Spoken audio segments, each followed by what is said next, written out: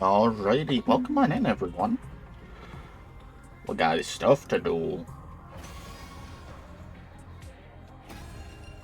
It's day 9 billion from this game. There's no escape.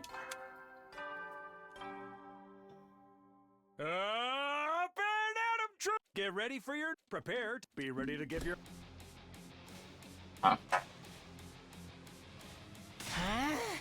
Takumi, come quick! It's Ado. He. A little after breakfast, Shoma came charging into my room in a panic. Ado, what did he do now? He's not in his cage. He's gone. He's escaped. What? What? I was on my feet before I knew it. I followed Shoma and we both rushed outside together.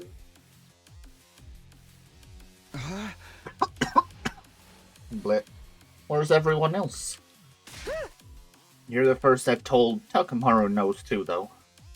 He and I were doing our morning training in the courtyard. That's when we noticed the cage was empty. Alright, you go tell the others about this. I'll look for Ado. Okay. Shoma nodded and hurried away. Ado escaped. But how? No time to stop and think about it. I have to find him before he causes any trouble. What are you doing in there?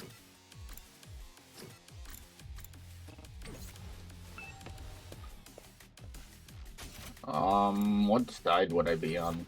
That one, I think. War room, yeah. Finally, I stepped into a room and there he was. I found Ado, but that didn't mean I could relax. Don't make me ask again, bastard. Just what the hell are you doing in here? Oh, I remember this cutscene. You've asked me that plenty of times already, and I keep telling you I got curious about something. I wanted to learn more about how the revival-matic works, so I just... That's not what I mean! How did you get out of your cage? Tell me that! You'll never know. I thought this was the timeline where Ado time leaked, but I guess not. Hey, calm down, Takamaru! Bleh. How am I supposed to be calm at a time like this? Ain't you the one who said it'd all be over if this guy got out? I did, but... Now fess up! How did you escape?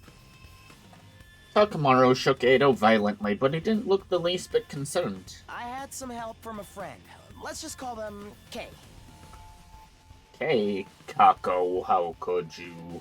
They unlocked my cage for me. What? Well, who was it? Who's Kay? No, I'm afraid I can't tell you. I could never betray a friend's confidence like that.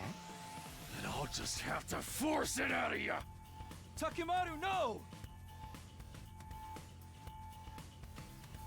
Takamaru already had his fist raised high. I tried to grab his arm and pull him away from Ado. It didn't exactly work out.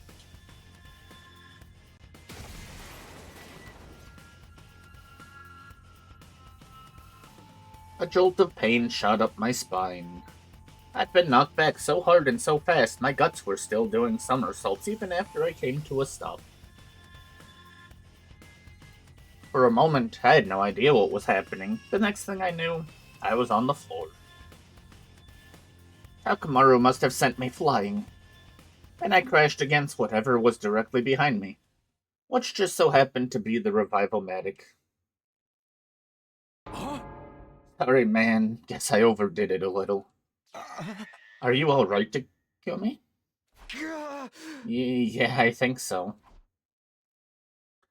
Fighting through the pain, I got to my feet, then I turned around to look at the machine.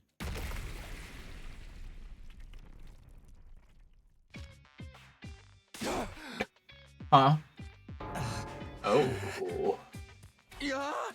It's broken. An ominous plume of black smoke was rising from the wreckage of the revival-matic. I had a feeling things were about to get a whole lot worse. This is bad, right? That's one way of putting it. It wasn't long before everyone else heard the noise and came running. Yeah, just what the heck did you guys do in here? The Revival-matic, it's... Oh dear, oh dear, oh dear, oh dear. Ado, you did this, didn't you? Ado just sighed and shook his head in exasperation. Perhaps you'd care to explain what happened, Takumi? I reluctantly gave everyone a quick summary of the events that led to our current predicament. So basically, Takamaru did it. It wasn't on purpose. Takumi grabbed my arm and I just lost control. Whoever is to blame, this is a catastrophe nonetheless. Yeah, if we can't use the Revival-matic anymore and any of us die in battle, then we stay dead. There's no coming back anymore. The whole group seemed to freeze up for a moment. A lot of them started to glare accusingly at Takamaru. Come on, everyone. Not all bad. Maybe we can repurpose the wreckage and use it to grill fish. I'd better inspect the damage and see if I can repair it. Before you start, it's back to the cage for you, Otsuki. I don't remember saying you could wander around as you please. You guys take him back to the courtyard. Nigo and I will get things started here.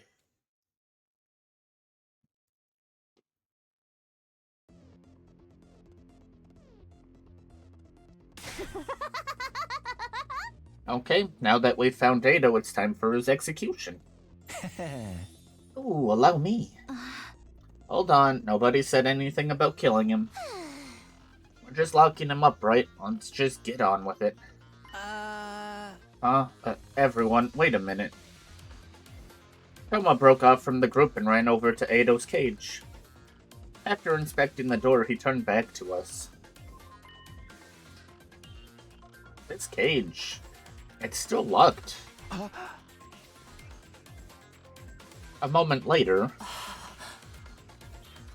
Hiroko groaned and hunched over, her face twisted in pain. What's wrong? Just as suddenly, she raised her head again and screamed out a warning. No. Not that cage. We have to put him somewhere else. Why? I can't explain it. Just trust me. This is all so sudden. Yeah, you gotta at least give us a reason.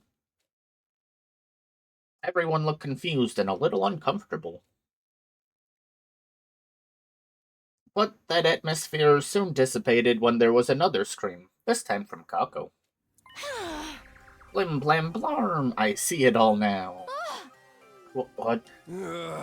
Seriously, the hell is going on? That was the sound of Kako's detective senses going off. I assume you've made another brilliant deduction, sister dearest. Ado, you said that Kay opened your cage for you, right? That's right. So then, why is the door still locked? Well... did Kay lock it again? No, that wouldn't make sense. The cage would have been empty. There'd be no point in locking it. There's only one key to this cage anyway, and that key is... I've got it. Siri gave it to me when we left the infirmary. So how did Kay open the cage in the first place? I see. I'm gonna quickly write these down.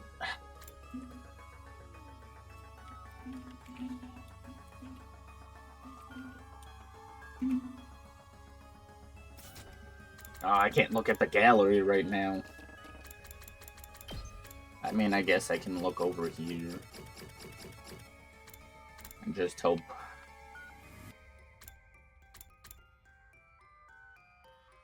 $34 and $36.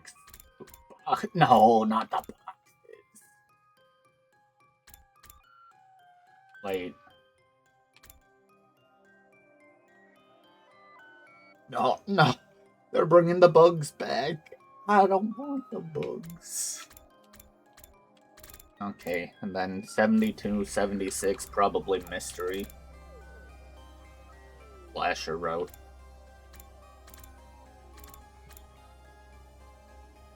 One of these is how Ado got out. Siri had the key up until now. There's no way anyone else could have opened it. In other words, there never was any Ado escaped from the cage all on his own. Everyone gasped and looked at Ado. In response, he just smiled. I see. That's an impressive theory, but even assuming it's true, how exactly did I get out all on my own? Oh, well, you must have. I don't have a clue. What a pity. Shall I tell you the answer then? Oh. Your first guess was actually the right one. After I left the cage, Kay locked it up again. I'm calling BS. Oh. That does sound pretty illogical. Perhaps, but consider the alternative. What's so logical about the idea of me breaking out on my own without even damaging the cage? Okay, then tell us who Kay is. I've already told you, I can't. How about we torture it out of him? Ooh, sounds fun. There's no point in doing that. If my dear sister's theory is correct, there is no K, so obviously he can't tell us who they are. Oh, right. Party pooper. Either way, we should assume Kako is right. In that case, we'll just have to find somewhere else to lock Ado up. He can just break out of these cages on his own, anything could happen. Where are we gonna put him, then? Oh, I have an idea. We're gonna lock him in the weird room that we haven't touched at all. How about in here? There's a lock on the door and no window, so he won't be able to escape. And it's a room we never use ourselves. That suits me fine, it's bigger than my last place, and there's even a bed. I just hope the rent isn't too steep. Yeah, laugh it up. And so we decided to hold Ado in the room with no name. Got these weird capsule-like machines. I guess we'll call it the capsule room for now. I mean, we can just call it the Ado room. Leaving our prisoner inside, the rest of us stepped out of the capsule room. I'd got the key from Siri when we told him our plan. I made sure the door was locked up tight.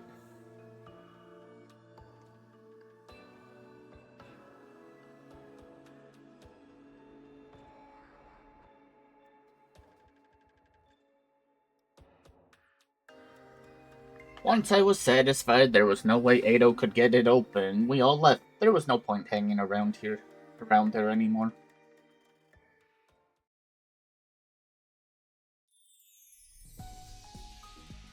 I had a lot on my mind. Ado, the broken revival-matic, this mysterious K person, and whether or not they really existed. And day 100 was still a long way off. I'd have to strengthen my bonds with the others if we were going to become a real team before then. Hiriko said she'd tell me everything today. Tonight, actually. That means I still have time to kill. Maybe I'll go hang out with someone for a while. What an exciting morning.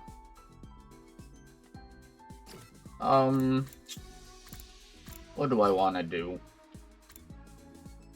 The morgue. They actually labeled it the morgue. That is crazy. I can go in the strange room. Hey, Takumi, looking as ugly as always, I see. It's weird that they let me go in, actually.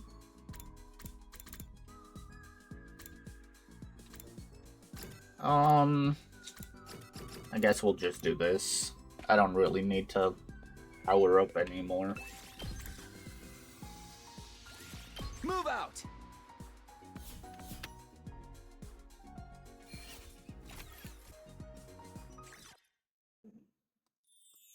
Before I knew it, the sun was sinking beneath the western horizon.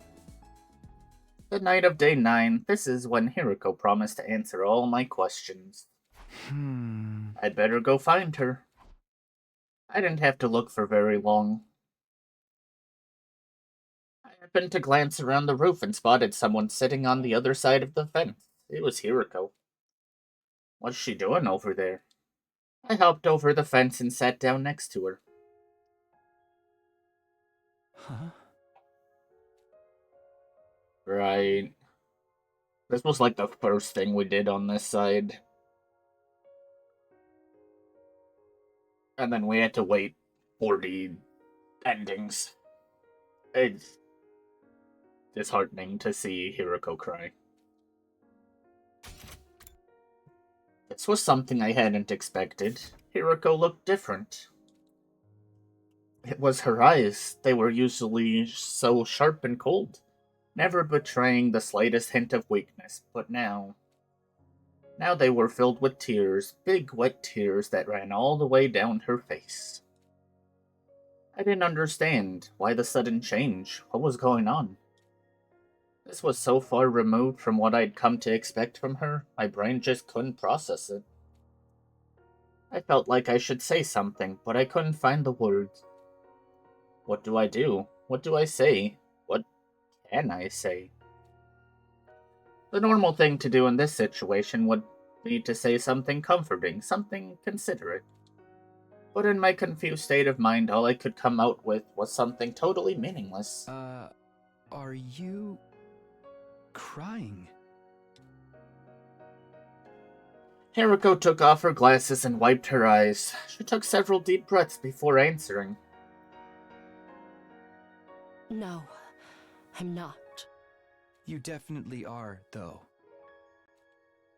Did something happen? Something? Like, something sad or painful or... No, not really. So then, why are you...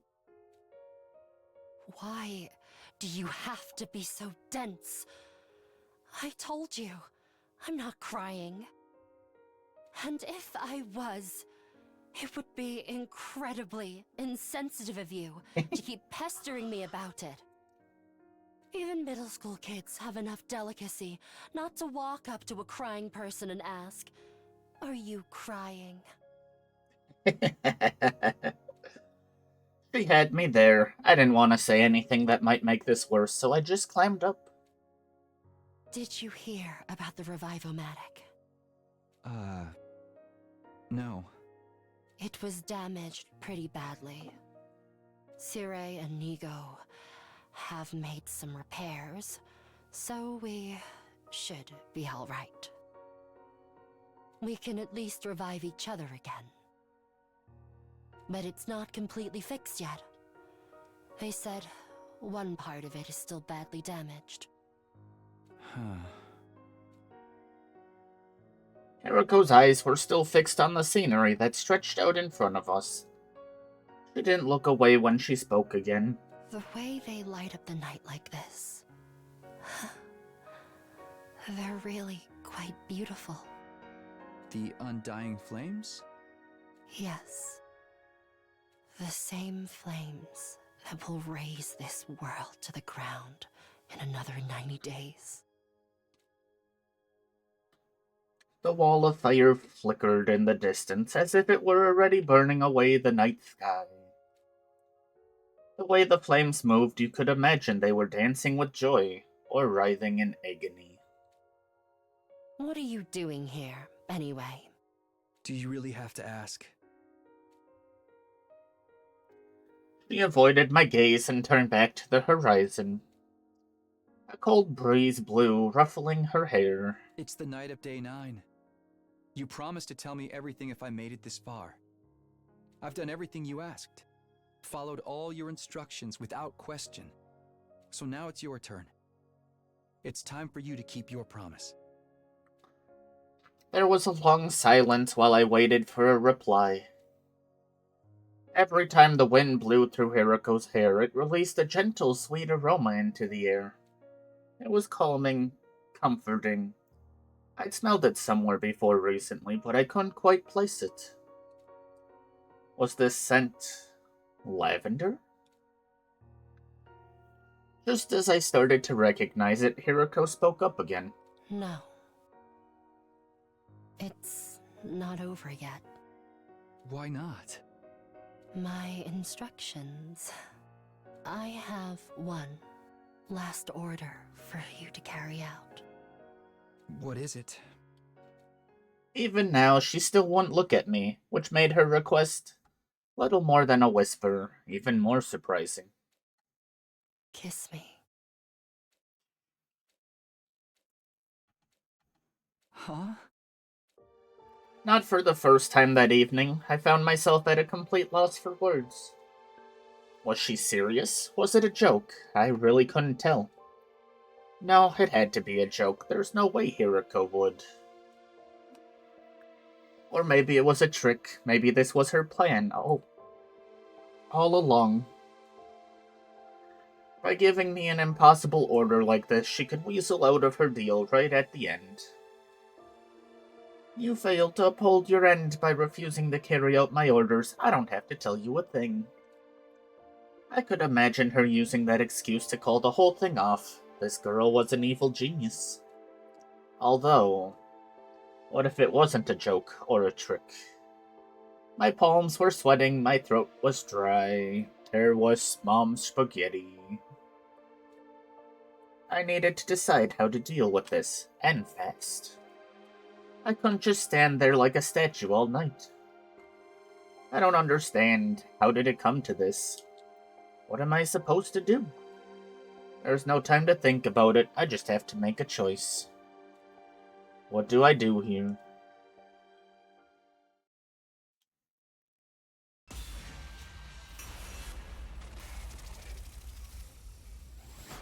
Read, it's time. I don't know if you're here. Probably not.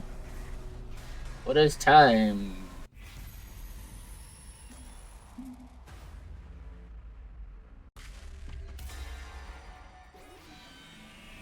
Squeak.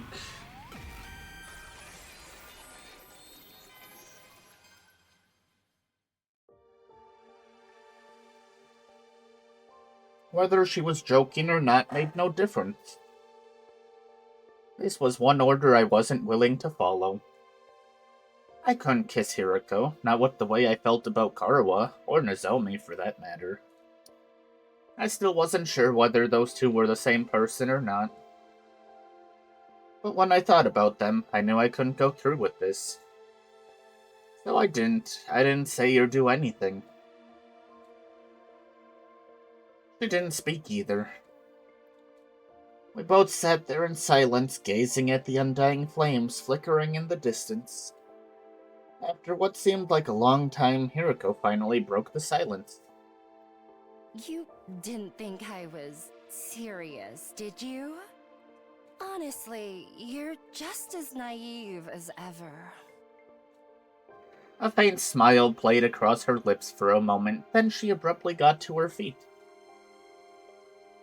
She left without saying another word. I didn't have a chance to stop her, and was left all on my own. Once again, Hiriko had avoided telling me the truth. All of a sudden, she seemed so fragile, so vulnerable, like if I called out to her now, she might disappear completely. Despite all that, I think I finally had my answer. Just now, Hiriko said I was as naive as ever. That's a weird way to talk about someone you've only known for 9 days. Those words, along with everything else that had happened, were starting to add up. Hiriko was like me. She wasn't the same Hiriko that started out here in this timeline. She's also a time traveler. I mean, that was a given at this point. I don't know why it took him so long.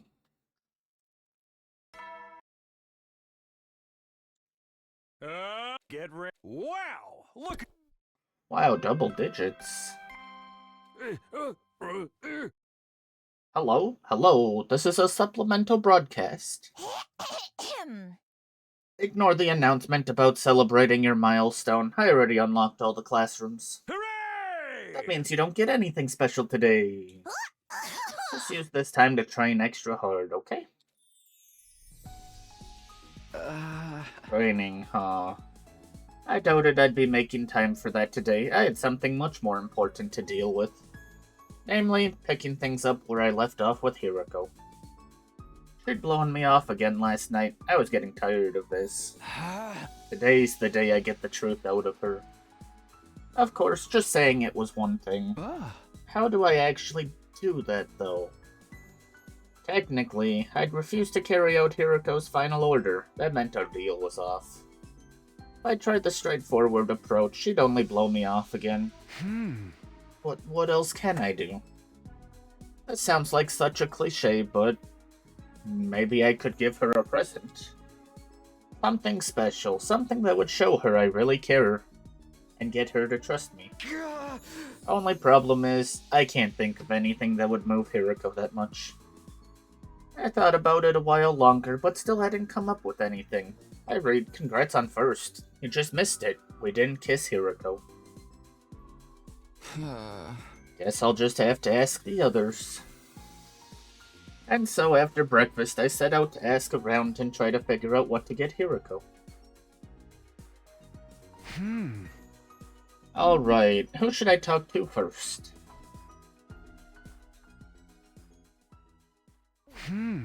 I think this is all I'm going to learn for now. I don't know if I'm any closer to winning Hiriko over, but at least I know more about her interests now. I believe Lady Hiriko likes cats. A sadistic ice queen like her secretly being a passionate toy collector. So if I want to give her a present, a vinyl figure of a cat should be the way to go. But not just any cat, there's one more important detail that I learned. And that's... Hiriko told me she likes stuff that comes in 3 colors. So a cat with 3 colors, in other words, a calico. Yeah, where's my calico? Upstairs getting into presents, probably. Alright, I'd better head over to the Gift-O-Matic and whip up a calico cat figure.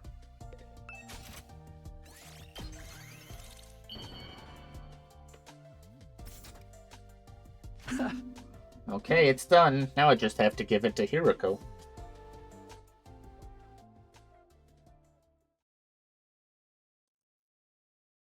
It took me a while to figure out where Hiriko was. Sometime after sunset, someone told me they'd seen her going into her room, so I hurried over. Over there. Takumi, what are you doing in here? Haven't you heard of knocking? Whoops, sorry, I have something for you. What?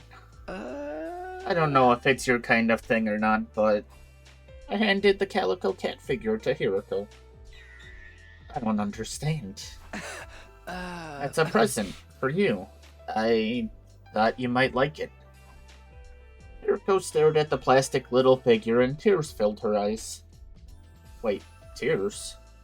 I wasn't prepared for this. I didn't think she'd like it that much. Not possible. Huh? What do you mean?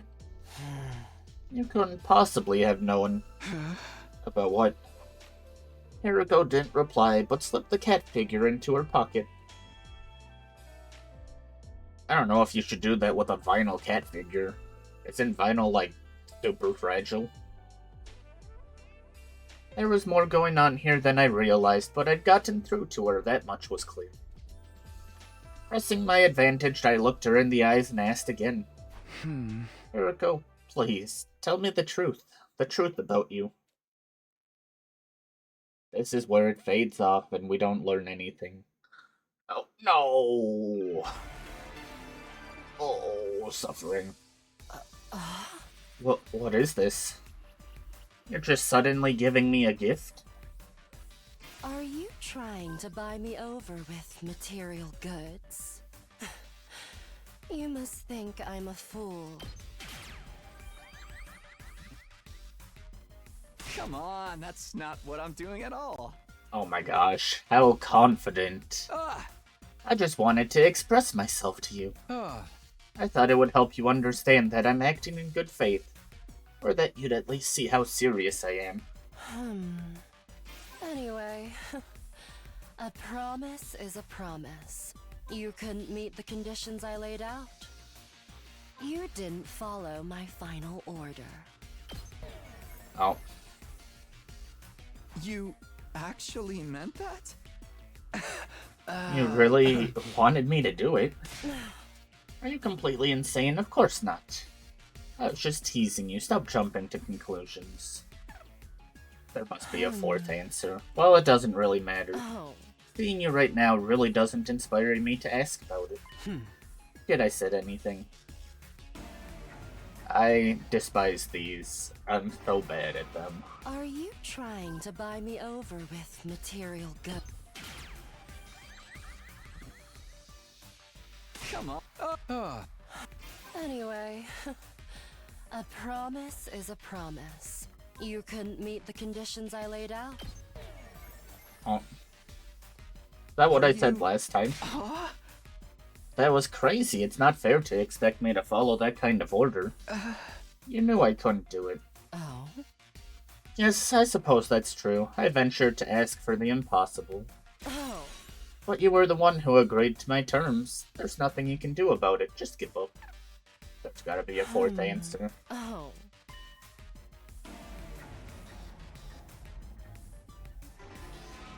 Are you trying to buy me over with material? Anyway, you couldn't meet the you didn't. Therefore, I have no obligation to tell you anything. Oh, it's probably a silent answer. Yep.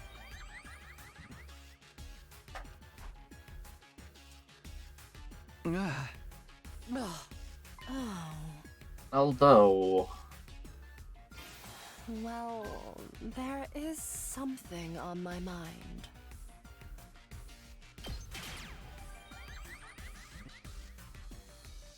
What is that? Oh.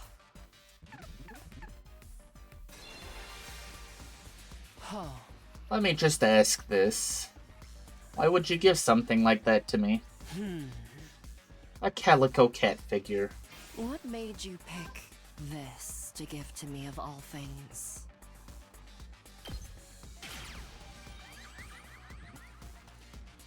It's like I told you before. I somehow knew you'd like it. Oh. I see. Oh. It's true, I do like calico toys. Being totally honest with you, I was happy you gave it to me. But how? How did you know? My fondness for soft vinyl figures. You couldn't possibly have known about that. We're lying. This always turns Well, bad. Hibiko, you told me yourself. Oh. Ah. I asked Kyoshika, Shoma, and Moko about you. But that was just an excuse. I knew long before I asked any of them. I swear it. The fact that you like cats and collect calico toys. Like I said, I remember you telling me yourself. But how could you? No, that's impossible. This has to be some kind of mistake. Well, I guess you have my thanks. For the calico toy. Thank you.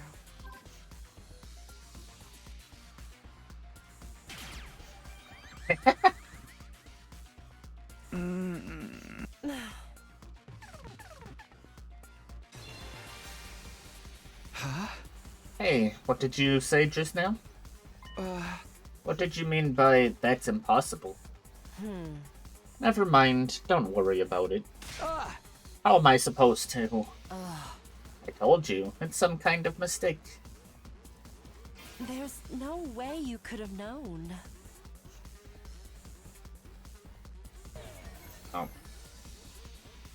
Oh. What a waste of my time. There's nothing left for us to discuss. Let's call it a night. Must be I do know. There's no way. I do know. I know all too well. What is it you think you know exactly? All the pain and suffering you've been through. Watch your mouth. Are you insane? Don't say things like that so lightly. You've been hurting, all on your own. This whole time, shouldering this burden alone. Isn't that right? Stop it. I guess, if there's something weighing you down, I want a piece of that burden. No, not just a piece. Listen to me, Hiruko. All of the pain and suffering you're feeling,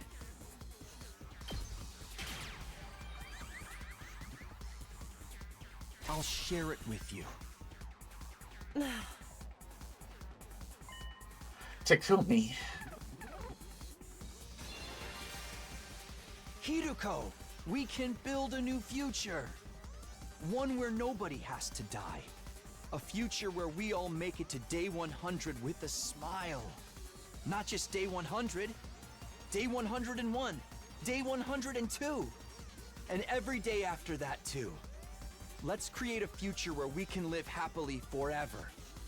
But if we're going to make that happen, you need to tell me everything. So please, tell me, Hiruko. So we can make the perfect future. So we can make the perfect future that we all deserve. Together.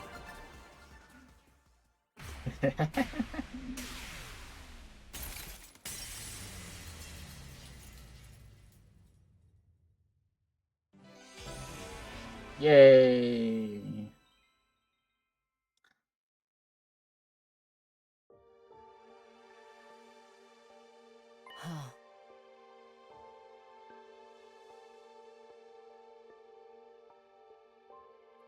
Takumi, are you sure you can handle it? The truth is a lot more cruel than you think, and once you hear it, there will be no going back. Are you prepared for that? Do you still want to know? Yes, I'm sure. Oh? Alright, I'll tell you.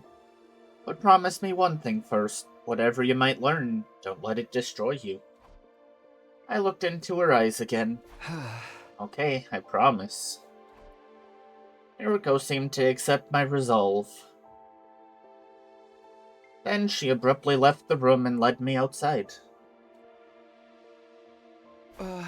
What are we doing out here? Oh. I wanted us to see the satellite. Eriko looked up into the night sky where the pale, shimmering artificial satellite hung in the void of space. It's so far away from us. Almost impossibly far. It looks so big. So close. Like we could reach out and touch it. But we'll never actually get there. Or more accurately, we've never got there. Even after everything we've tried, it's always just out of reach. Everything we've tried? Oh. You've probably figured this out already, but I'm a time traveler, just like you. I hesitated for a moment, then nodded. Oh.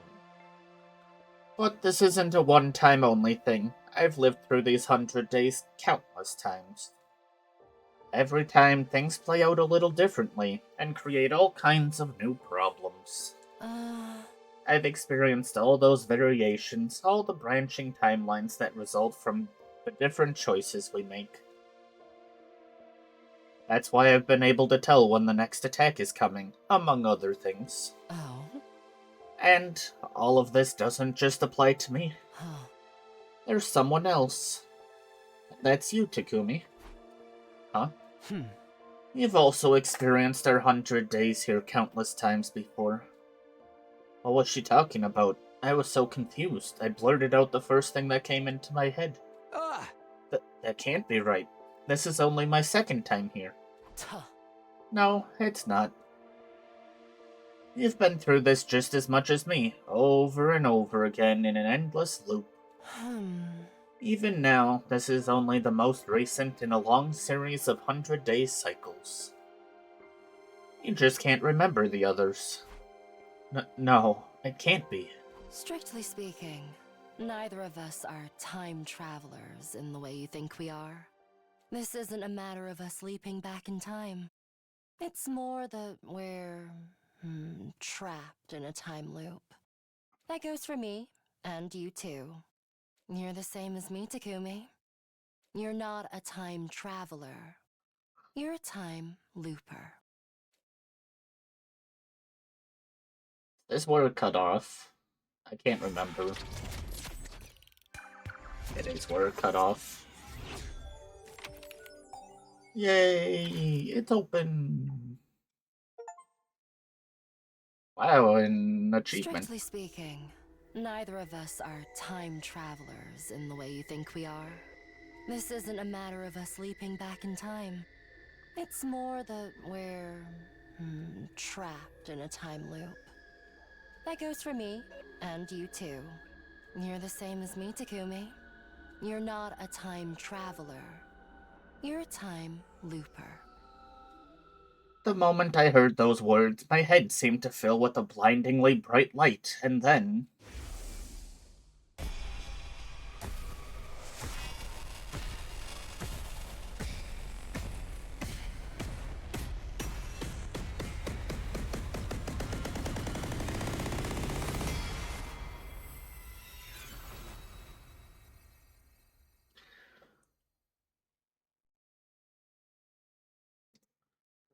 The next thing I knew, I was back in my room, lying on my bed. Hiriko was there with me. You promised me you wouldn't let the truth destroy you. And yet, you fainted the moment you heard it. What are you? A salmon roe? What do you mean by that? You're soft and squishy and fall apart when the heat is on. She had a point. I hauled myself up and got to my feet.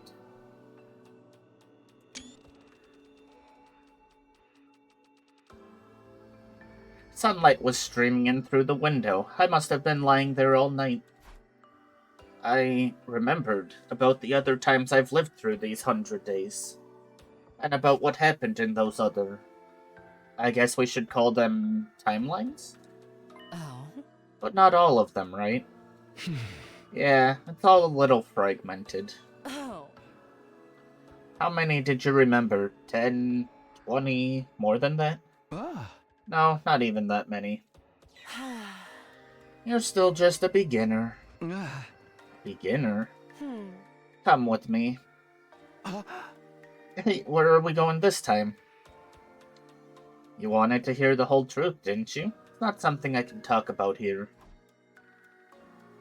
Hiriko left the room, still feeling a little clueless. I followed her. We going to the weird building? Oh, no. We should be safe in here. First, I want to hear what you know. Which TLs did you remember, and how much do you remember about them? Ah. TLs? That's the abbreviation for timeline I've been using in my head. We can use the full version if you want.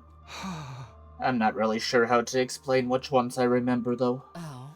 Any key points or characteristics will do. Okay, but honestly, I don't feel good about this. Too many of the timelines I remember ended in tragedy.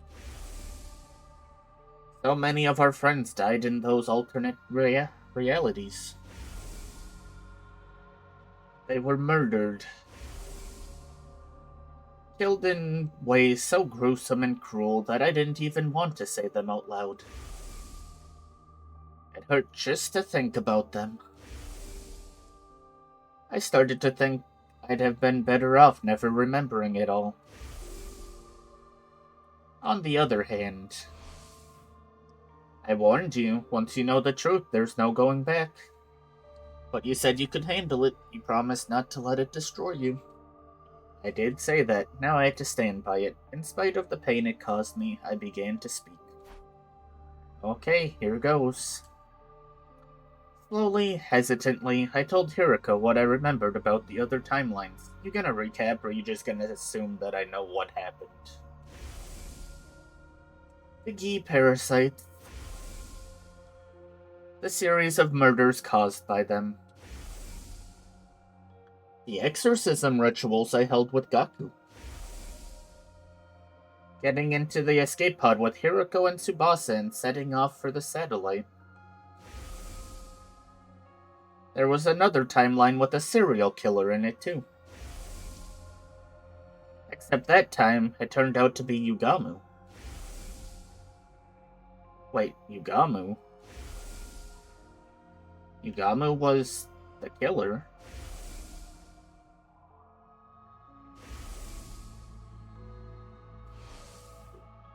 I felt a sudden jolt of pain in my head. My memories must have been getting mixed up. Are you alright? Yeah, I think so. I squeezed Hiroko's hand to reassure her and carried on. I told her about another timeline where zombies started appearing. We tried using Yugamu as bait at first. But even after that, our friends kept dying and coming back as zombies.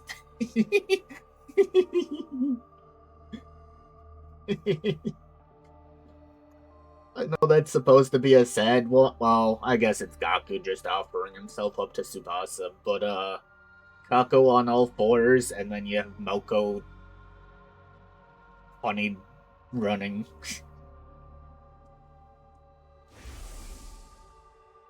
In the end, I got caught by them too, and...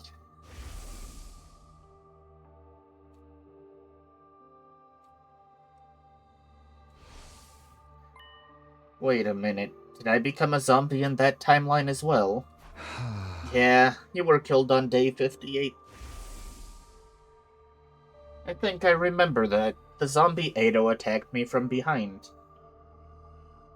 But after that, there's nothing. I guess you won't remember being a zombie, huh?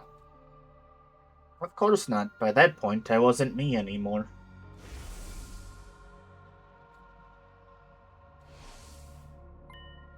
We'll talk more about that timeline later. Tell me about the others. I nodded. There's not much to tell. There's just one more I can remember. That one all started with Gaku being killed. Then Kako's body was found. She'd been poisoned. After some investigation, we figured out that it was Shoma who killed Kako. But then he was found dead too, killed by Ava. You know about Ava, right? You don't have to check in with me like that. Assume I know everything besides what happened while I was zombified. Okay, well, Ava activated her self-destruct device and died too.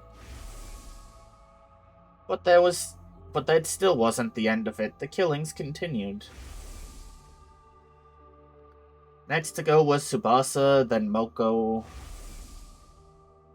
And then Kararu was found strangled in the secret room in the school's basement. That's all I know. Shoma and Ava both mentioned a mastermind called X, but we never figured out who that was. Isn't that the locked one? I thought that's what we were waiting on.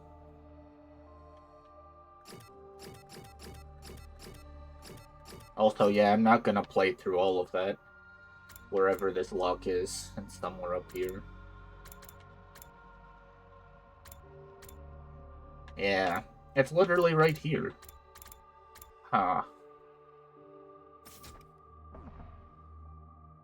It was probably them who killed Gaku, Tsubasa, Moko, and Kurara, though. Hiroko pushed her glasses up and directed a piercing glare at me. Is that really everything? Yeah, of course. She stared into space for a while, her expression unreadable. She was clearly thinking hard, but about what, I had no idea. Finally, she spoke. I take back what I said before. You're not a salmon roe. Your mind has a tempered steel shell that can shrug off any attack. What does that mean? Don't worry about it. You'll understand soon enough.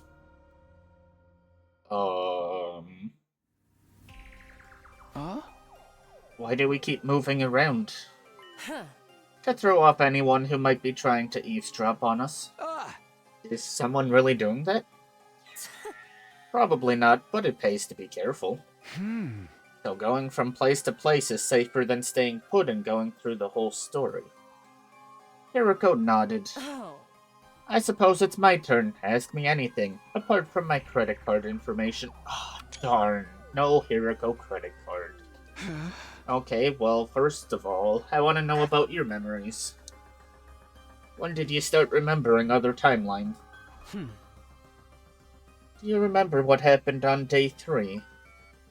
That's when you decided to keep it a secret that you'd come from the future. Oh? And you made up the story about reading Eido's diary to explain how you knew what he was up to. My memories returned right after that, although I don't remember everything either. So far, I've only managed to recall 146 timelines. That's a lot more than what we're supposedly doing. 146. Yes, I've been through at least 146 loops, and most of them made it to day 100. Doing the math, that's 14,600 days divided by 365, that makes 40. I've been living at this school in this loop for at least 40 years. 40 years. 14,600 days? It was hard to even wrap my head around that length of time. It was making my brain freeze up. I just stood there completely dumbfounded. Oh. And that's only the bare minimum. Accounting for loops I haven't remembered yet, the real number is probably even higher. This is only speculation, but I think something similar is going on with you. There's a good chance you've lived through these 100 days just as much as I have. At least 146 loops, or 40 years. It's all happened, you've just forgotten about it.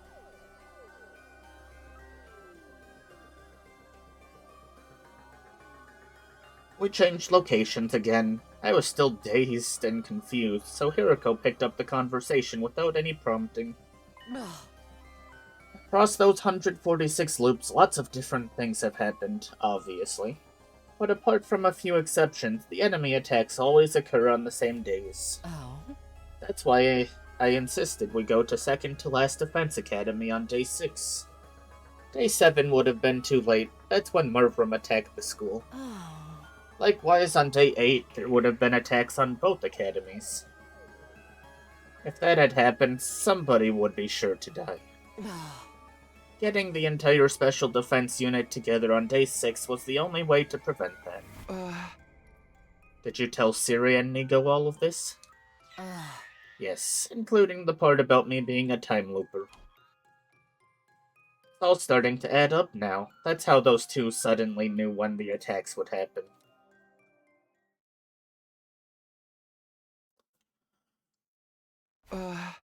Why didn't you tell me about the loop? You told Siri and Nigo, but not me. Huh? I did tell you. I've told you and the others so many times, in so many timelines. But things always played out in the worst possible ways when I did. Oh. All of you died, and I was the only one left standing. It's happened like that dozens of times. For some reason, telling people the truth only takes us down dark, chaotic paths. Is that true?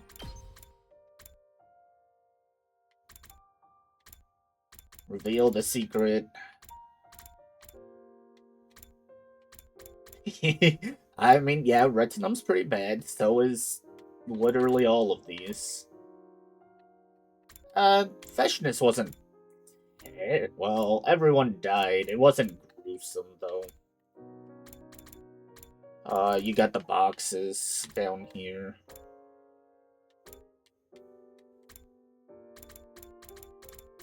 What is this one, actually? Well, you got conspiracy.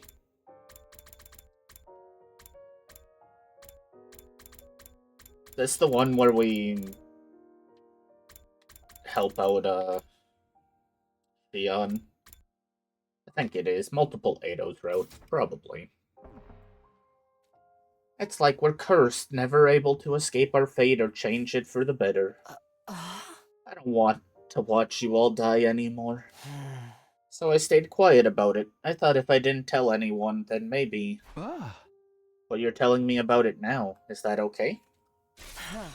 You're the one who kept asking, you just wouldn't let it go. I guess that's true. Hiriko drew in a deep breath and exhaled. She repeated that process a couple of times until she regained her usual composure. It's alright. That's not the only reason I decided to tell you. I have a feeling that this timeline might be different. I've got no concrete grounds for thinking that, but Haruko reached into her pocket. She brought out the calico cat figure I'd given her yesterday and squeezed it tenderly. Never mind, don't worry about it. She put the cat back in her pocket and said no more.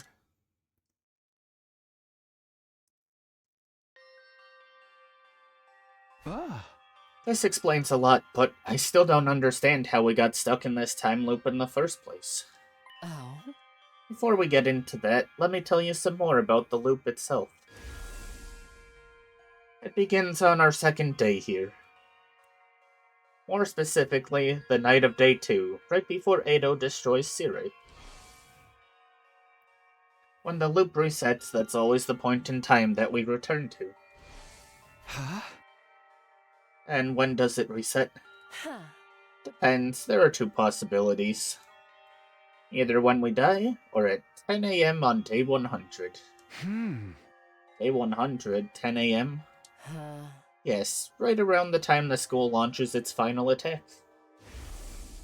Ah. Nice, congrats. You're on 3 streaks. For whatever reason, even if we make it to the end, we still can't escape this place. When it gets to 10 o'clock, we'll be forced back to day 2 to do it all again.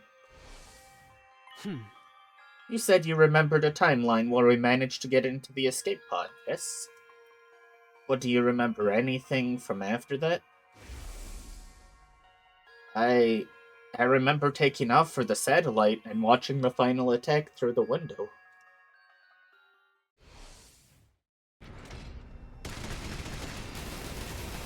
Watching all the streams. Yippee!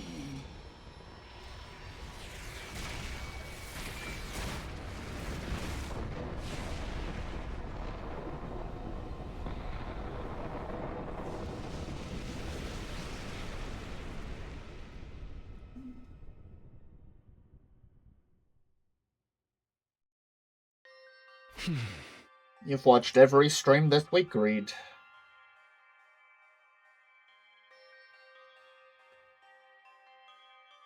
Have you not seen the ending? Yeah, we blow up the world every time. Well, almost every time.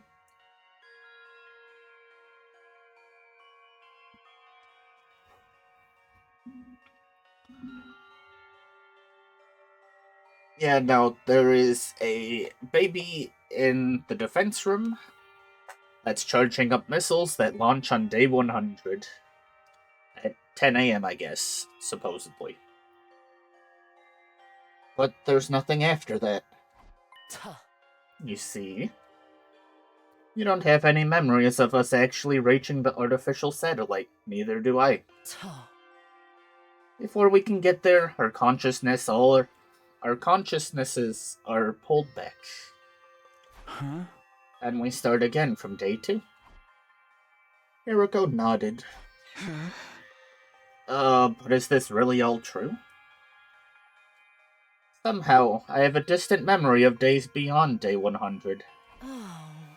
I know I said things turn back in the loop on day 100 at 10 AM, but that's no more than an educated guess. I could end up being slightly early. It could end up being slightly earlier or later, or in some situations, much later. But even so, it doesn't change the fact that we'll be brought back to the evening of day 2 at some point. Think about it. If you continue to exist in a timeline after day 100 into old age, how could you possibly retain those memories from after day 100 in the here and now? You're right, if we weren't caught in this loop, we wouldn't be able to remember all of that. I must have gone back to day 2 even in those longer timelines. That's why I can only vaguely remember them. But going beyond day 100 is an extremely rare anomalous event. That's true. There's only like a handful that actually do anything after day 100. It's probably safe to say that in general, the loop turns back on itself on day 100 at 10 a.m. Where are we moving now? Forest. When I arrived back in the past, I didn't have any memories from other timelines.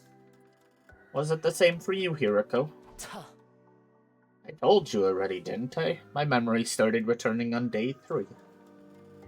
We forget everything the moment we've returned to the start of the loop. In some cases, like right now, we suddenly remember them again.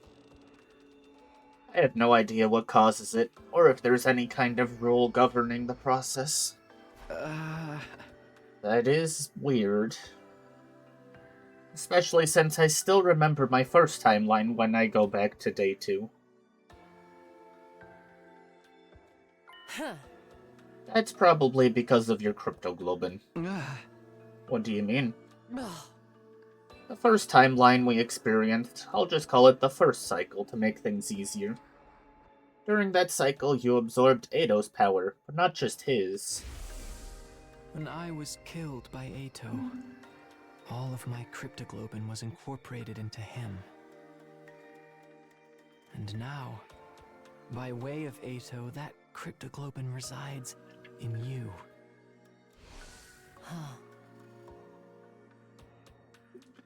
On the 100th day of the first cycle, you had that Ghost Boy's power inside you. That made you strong enough to retain your memories when you traveled back in time. Wait a minute. So the time loop and cryptoglobin are related somehow? It only stands to reason. Think about it. What's your specialist skill? Special redo. The power to try things again. See? It all adds up. But what about you? Your special discipline skill is totally different from mine. You know how some people are really good at multiple subjects? Like history and math? It's the same principle. So you've got the power to redo things as well? I do. Then why haven't I ever seen you do it before? Technically, I've never seen you redo something either.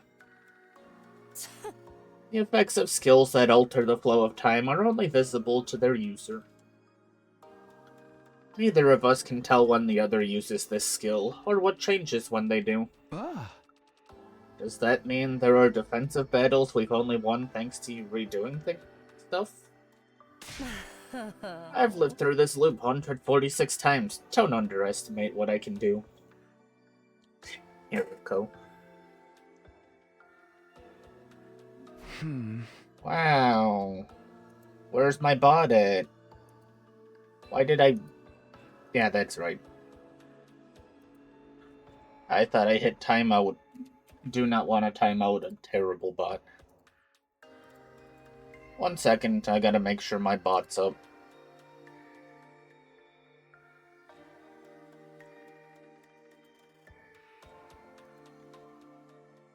There we go.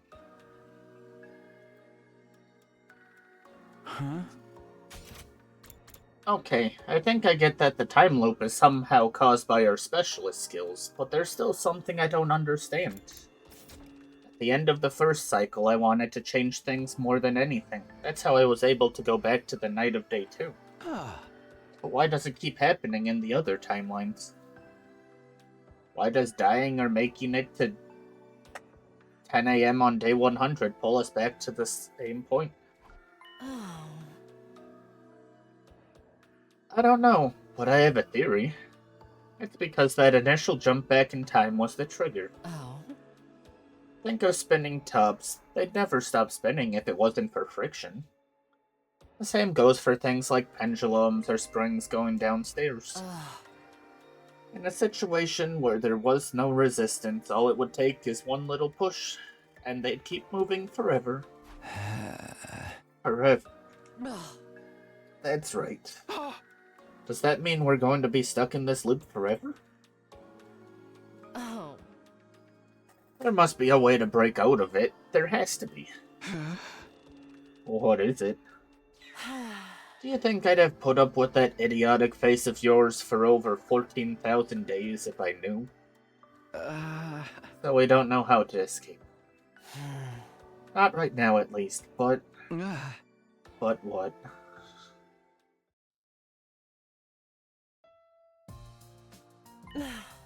This is a first for me. Huh?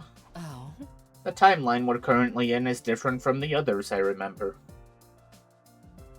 We've made it to day 11 without a single member of our team dying. True, have we not had one single one?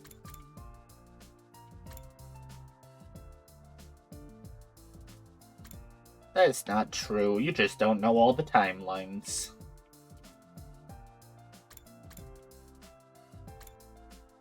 Well, that one has Doremi dead.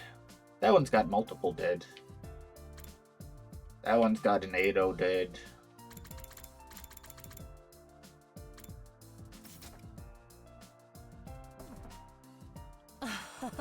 In all 146 loops, that's never happened before. This timeline must be special somehow. Not necessarily a good thing, though. If neither of us have experienced a timeline like this before, we won't be able to predict what's going to happen. That's true, aside from when the enemy attacks occur, that is. But this could be our chance to finally escape the loop. All the other timelines have ended in tragedy, one way or another. But this one could be different. The fact that we don't know what's coming means there's still untapped possibilities. Hiriko's eyes were sparkling. I'd never seen her this excited. Do you remember what I told you on the night of the third day? Oh. About not killing Ado and keeping your time travel secret from the others? I said they were probably the right choices. Because those choices are what created this timeline, where we finally have a chance to change things. Exactly. So then, my coming from the future and the time loop. We want to preserve this timeline's integrity. It's best that we don't tell the others. There's a good chance things will develop the way they did in the other timelines if we do. Fun. There was still plenty I didn't understand about this time loop thing, but I had a pretty good grasp on the basics. Felt like Hiriko had told me everything she knew about it anyway. But there were other questions I needed answers to. What was it that Siri had handed Hiriko that day in the war room? What was with that old lab in the ruins? What was parallel leaping? Why was Ado still alive when I saw his dead body before? Why did Hiriko try to strangle me that time in the infirmary? Who was in the drone she put into the revival-matic? And perhaps strangest of all, why was she crying when I saw her on the roof at the end of day 9? But just as I was about to ask her, that should do it for today. Oh. You need time to process all this information. We can pick up this conversation again tomorrow. No, I'm fine, really. But Hiriko wouldn't listen. She turned around and headed back toward the school, refusing to say any more. Oh man, why is she always like this?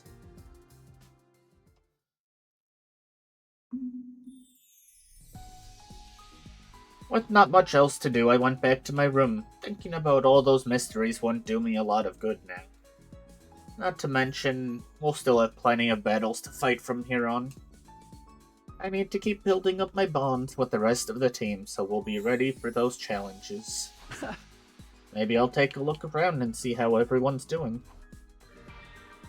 Wowee! I'm curious.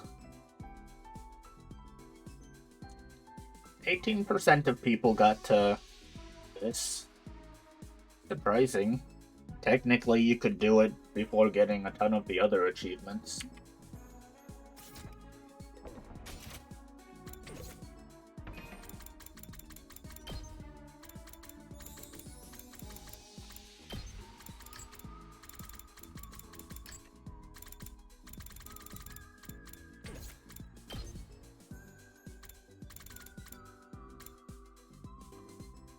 I forgot about that ending.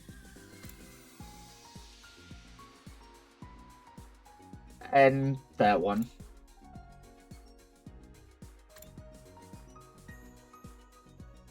Certainly some interesting endings.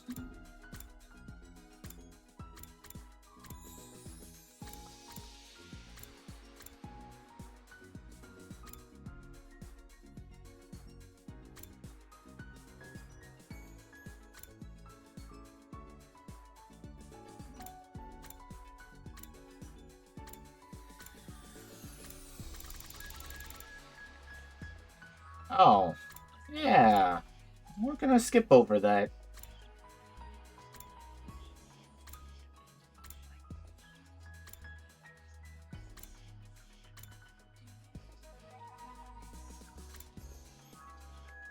Read, look, monster.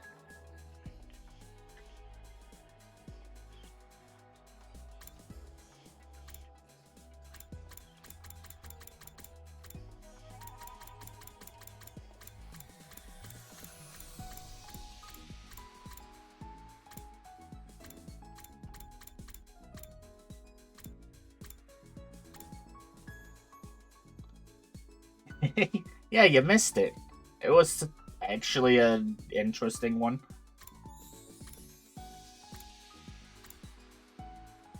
Oh, the Hiroko kiss. Yeah.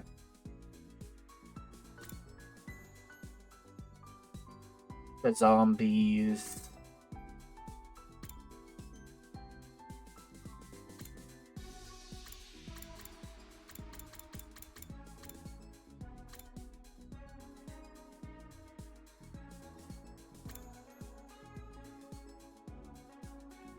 Oh, the good ending. Like, one of the only good ones.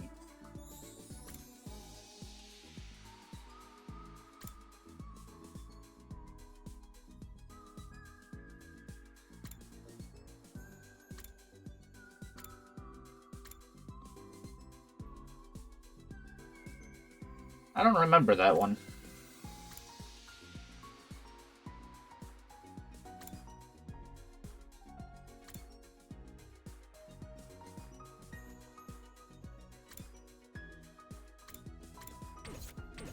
Well, we're getting there.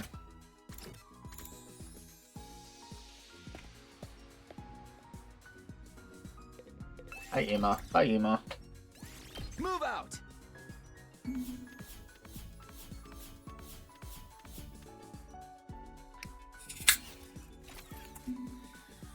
Soda.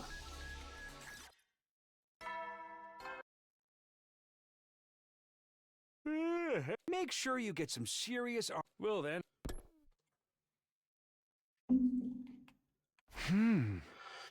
Eriko said we'd talk more tomorrow.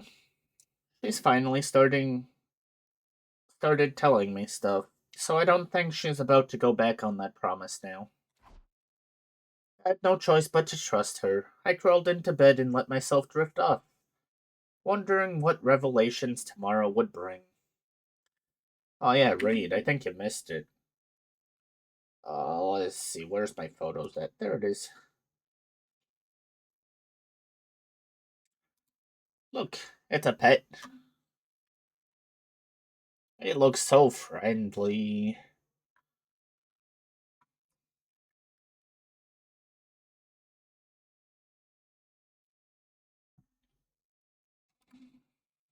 I didn't want it completely closed.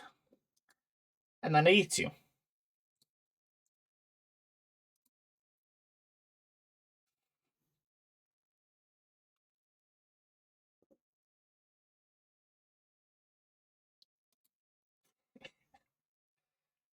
The best pet imaginable. That's what you're getting for Christmas, Reed.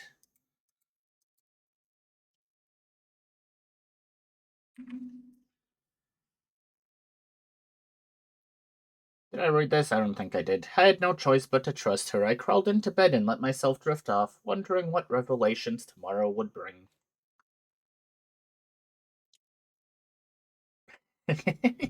Oh, that is fair. Get prepared. Be ready to give your... Hiroko called on me after breakfast. She told me to meet her in the entrance hall. And it looks like she's already here. Huh? Are we exploring outside today? Huh. Don't you want to hear the rest of my story? Yeah, of course. Don't ask questions and follow me. Don't forget your fire extinguisher. Hiroko walked away at a brisk pace. I grabbed an extinguisher and hurried after her.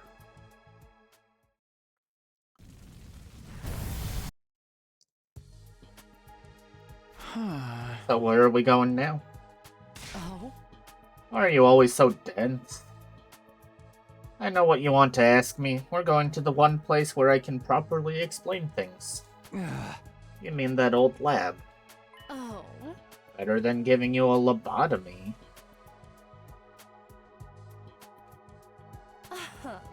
That was a joke. Yeah, I didn't think she was being serious. It was just so weird to hear Hiroko joke about anything. Now stop wasting time with your nonsense and let's get going. Nonsense? I didn't even say anything. But Hiroko was already on the move, too far away to hear any protest I might voice. Sheesh. I muttered my complaints to the air instead and followed after her. On the way to the lab, I filled Hiroko in on what happened in the timeline with the zombie outbreak. Like she told me yesterday, she didn't have any memories of the second half of that timeline. Or more accurately, of anything that happened after she was zombified.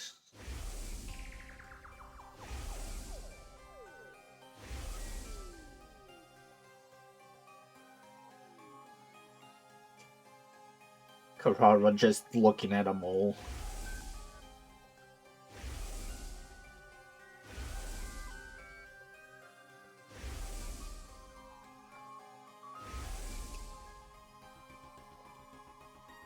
Gross. I don't like these things. It's just like I thought. Those zombies were created by the Gi parasites. It all began with the Alpha 1 and Alpha 2 specimens Darame and Gaku brought back. Alpha 2 was already in its male spawning phase. It laid its eggs in the bodies of our dead friends. Including me. Oh? Then those eggs hatched into male Gi and burrowed into the corpse's brains, temporarily reanimating them. Uh-huh. That also explains one of the biggest mysteries around here. It does? Which one? Oh? You're better off not knowing. But I know you'll only keep pestering me about it, so I'll tell you later. Yeah, I'd like to know.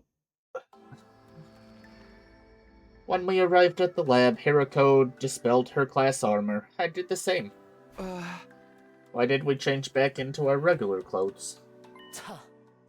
You can't put on a leap suit while wearing class armor. I don't think we'll actually need the suits this time, but it's just force of habit. Why don't they work if you've got class armor on? Leap suits have the ability to repel hemoanima. They're not affected by attacks from class weapons.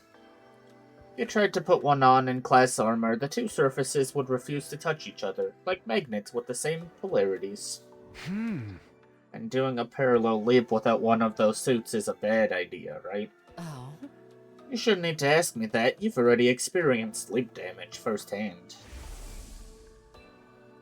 Leap what? Leap damage is what happens if you parallel leap without a leap suit. You've mentioned this leaping stuff a couple of times now. What does it mean? That's what I brought you here to explain.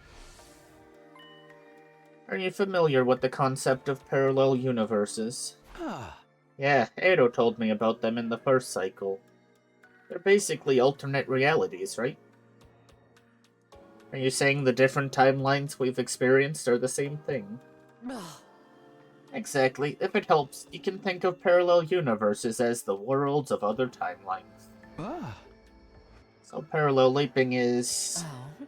Just like the name implies, it's the process of traveling or leaping to a parallel universe. Huh?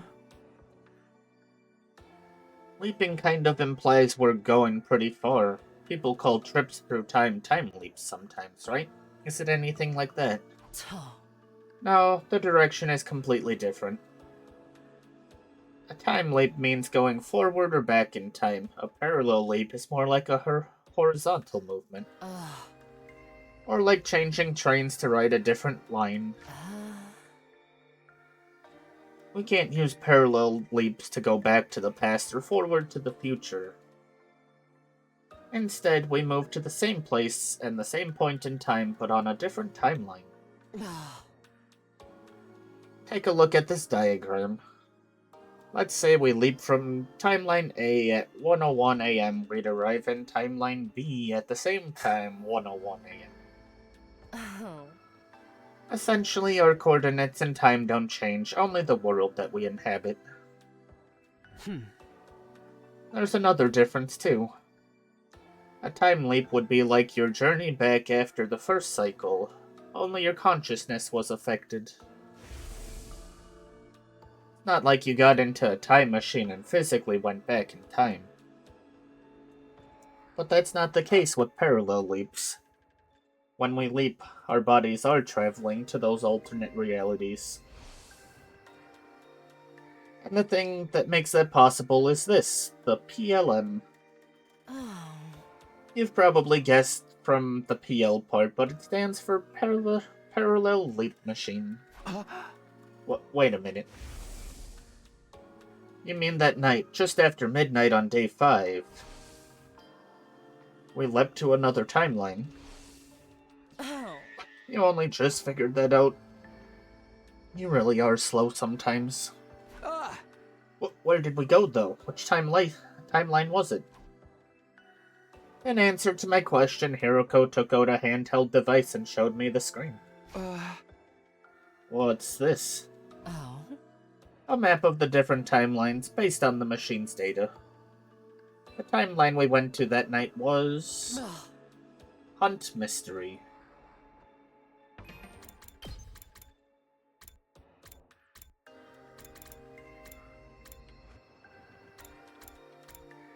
Well, you don't tell me until further ahead.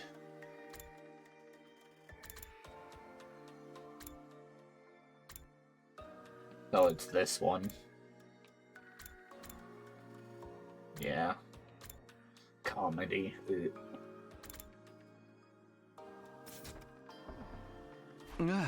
Hunt what? It's a timeline that splits in two on day 25. One of them you don't remember yet.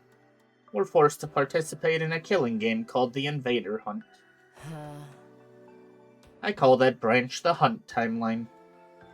The other branch you should remember. The one where Gaku was killed on day 5 and Kako's body was found on day 27. You investigated the matter and figured out that it was Shoma who killed Kako. But then Shoma himself was killed. This time you pinned Ava as the culprit. But then she self-destructed and things only got worse from there.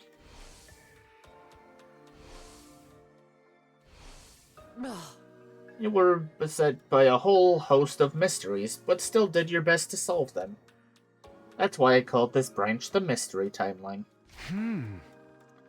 The Hunt and Mystery Timelines, huh? That's right, and this is the line that both of them split off from. So I combined the names together, making this the Hunt Mystery Timeline. And that's the one we went to? Yes, on day 5, just after midnight. Why did you want to go there anyway? I had 2 objectives. One was to prevent Gaku's death. The other was to do something about... Is that Omega? I don't know my symbols. Alpha? Wait, what? Wait, Omega? Okay. Who's that? Just for a moment, Hiroko hesitated. Omega is the one who killed Gaku. You mean X? Isn't that what the mastermind behind the murders in that timeline was called? No, X and Omega are different people. Omega had his brain infected with Gi data. There was no physical parasite there, but it was just the same as if he'd been taken over by one. That's what drove him to murder Gaku. Even if I hadn't dealt with him, he would have tried to kill again. That's why I went to that timeline, to remove the Gi data from Omega's brain. Yeah, Takumi. You're infected constantly. Those were my goals that night. Honestly, I still don't get it. I waited for her to carry on. Oh. On day 4, you saw me and Sirei talking, yes? The thing he gave me that day was a cerebral glitch repair program. Or rather, a thumb drive with the program loaded onto it. I couldn't have erased the Gi data without that. Ah. Why did Sirei have something like that? That's a matter for another day. The important thing is that he handed it over. Once I had that program, I jumped to the Hunt Mystery timeline at midnight on day 5, just like you saw. Hiroko went on to tell me what happened after that, during the time I lost track of her. First of all, she went back to the school and rang Omega's doorbell. She hid on the dorm roof and waited for the murderer to come out. She then dropped down and knocked him out with a strike to the back of the neck. With Omega unconscious, all that was left was to take him to the infirmary and run the repair program on him. But then, the Gi data in his brain took over. He got up and grabbed Hiroko's arm and threw her against the wall. I was still down in the morgue at the time, freaking out over seeing Eido's body. Of course, now I realized that was the Eido from that timeline, not the one I knew. In that timeline, I must have decided to kill him on the night of day 2 and absorb his cryptoglobin. So it was only natural that his corpse would be there. Anyway, that was when I heard the noise. Turns out it was the sound of Hiroko crashing into the wall upstairs. When I went out into the corridor, I heard another noise. It must have been the infirmary door opening. That was when Omega got away from me. He must have realized there was someone else around and ran. Of course, I didn't actually see any of this. That blow against the wall knocked me out. The next time you came to was when I was holding you. That's right. Then I kicked you in the stomach and tried to break that little matchstick you call a neck. Oh, she's so mean to us. Couldn't you try to sound a little more sorry about that? I already apologized. Yeah, but you never told me why you did it. What do you mean, haven't you figured it out yet? I had a bad feeling about this. A chill ran down my spine and I broke out in goosebumps. After you blacked out, I got a proper look at you. I noticed something. There was a purple rash on your face. That's one of the symptoms of leap damage. That's when I realized I'd made a mistake. So I released you and went to look for Omega instead. I knew where he'd be, the classroom on the first floor. From the way things played out before, he was bound to show up there eventually. I got there as fast as I could, but... I was too late. When I opened the door, I saw Gaku's body, covered in blood. And standing above him was Omega, still waving around a kitchen knife. Please, don't tell me. Was Omega? I'm sorry, but it's true. Omega's true identity. The person with the Gi data in their brain. The one who killed Gaku. It was you, Takumi Sumino. No, it's a lie. I won't believe it. I did it. I killed Gaku? No! It can't be! That can't be true!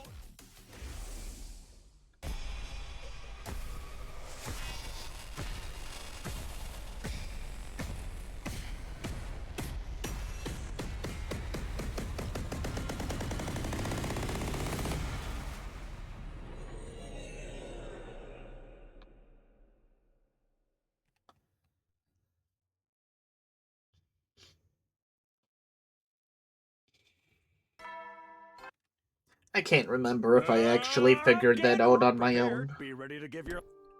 I feel like I didn't. They were pretty good at hiding This is the stuff. second time you've done this. I'm starting to get tired of it. Did I pass out back at the lab? Yes. And I carried you all the way back.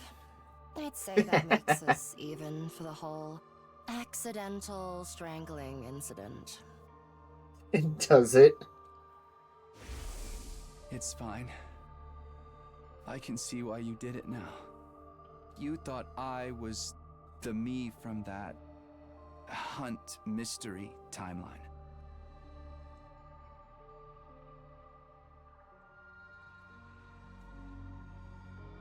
I sat up and got out of bed.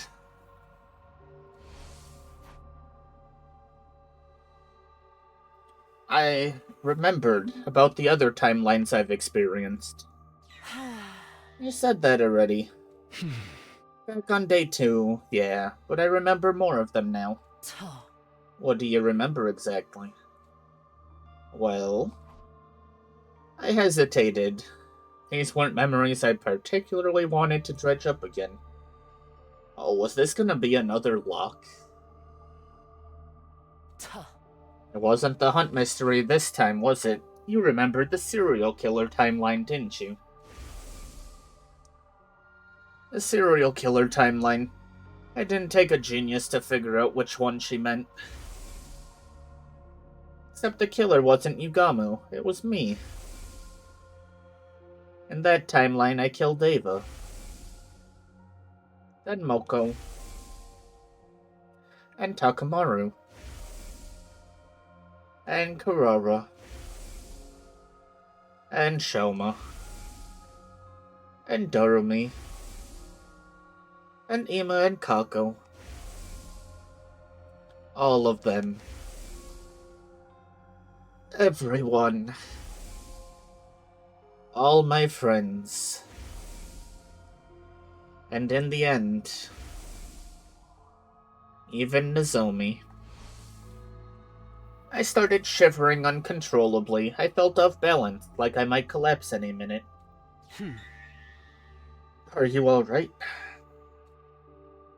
I wasn't alright, not even a little, but I put my hand on my chest and forced myself to take some deep breaths.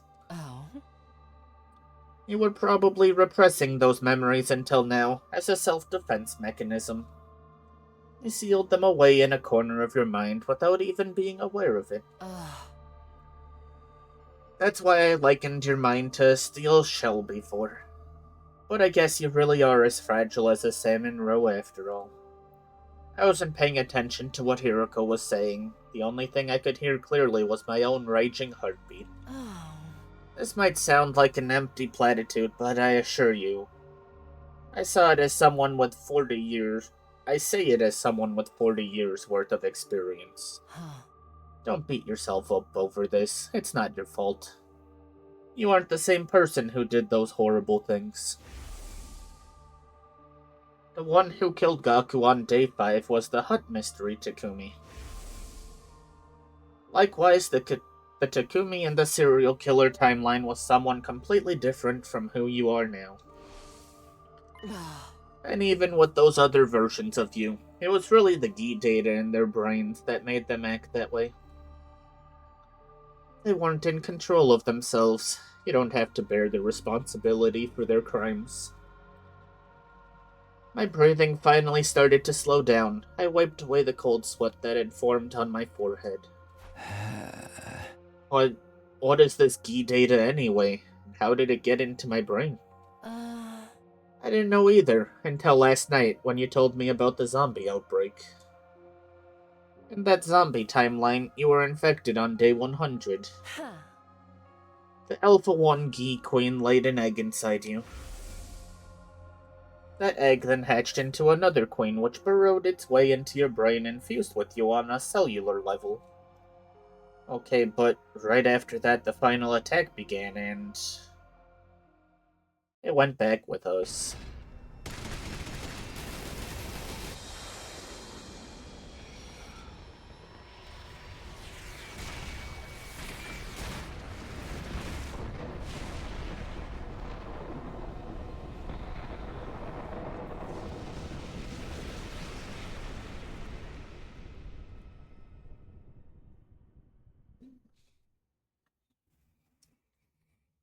Ugh. Your consciousness didn't just disappear at the end of that timeline. It was brought back to the start of the loop on day 2. Along with all your memories. Our memories persist across timelines, so they must exist in our brains as some kind of cognitive data. And in this case, that data included the presence of the Gi. The parasite itself didn't travel back in time with you, but it had merged with you so completely that it was already part of your consciousness when you came back. But isn't that going to be a problem? Doesn't that mean my brain still has that data in it even now? Don't worry about it. It won't take you over again. The version of you that's here now has already been treated. Treated. Oh. This is a timeline from after you successfully had the Gi data removed. There are timelines like that? Trust me, a lot can happen over the course of 146 loops. I meant to tell you yesterday, but Omega, the You and the Hunt mystery timeline has been treated now too. You remembered I said I walked in on Omega killing Gaku in the first classroom. Or first floor? Yeah. Before he could escape again, I ran up to him and injected him with an anesthetic I got from the infirmary. A few seconds later, he was out cold. I hoisted him onto my back and carried him upstairs. Back in the infirmary, I put him into one of the recovery drones and got to work. I still had the repair program Siri gave me. I installed it into the Revivomatic and used it to erase the key data from Omega. You saw me doing that, didn't you? Oh, right, I did. You asked me who was in the machine before. Well, it was you. The Hunt mystery version of you. Oh. At any rate, the treatment was a success. The key data was completely removed from Omega's brain. Now that she says this, I think I did call out that Takumi was one of them. Because then you get into the... he doesn't act different in some of them. And that's why. Technically, there should be more splits.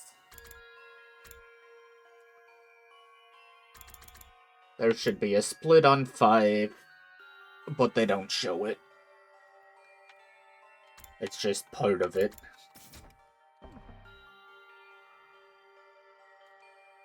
The Takumis in both the Hunt and Mystery timelines that branch off from there will be fine too.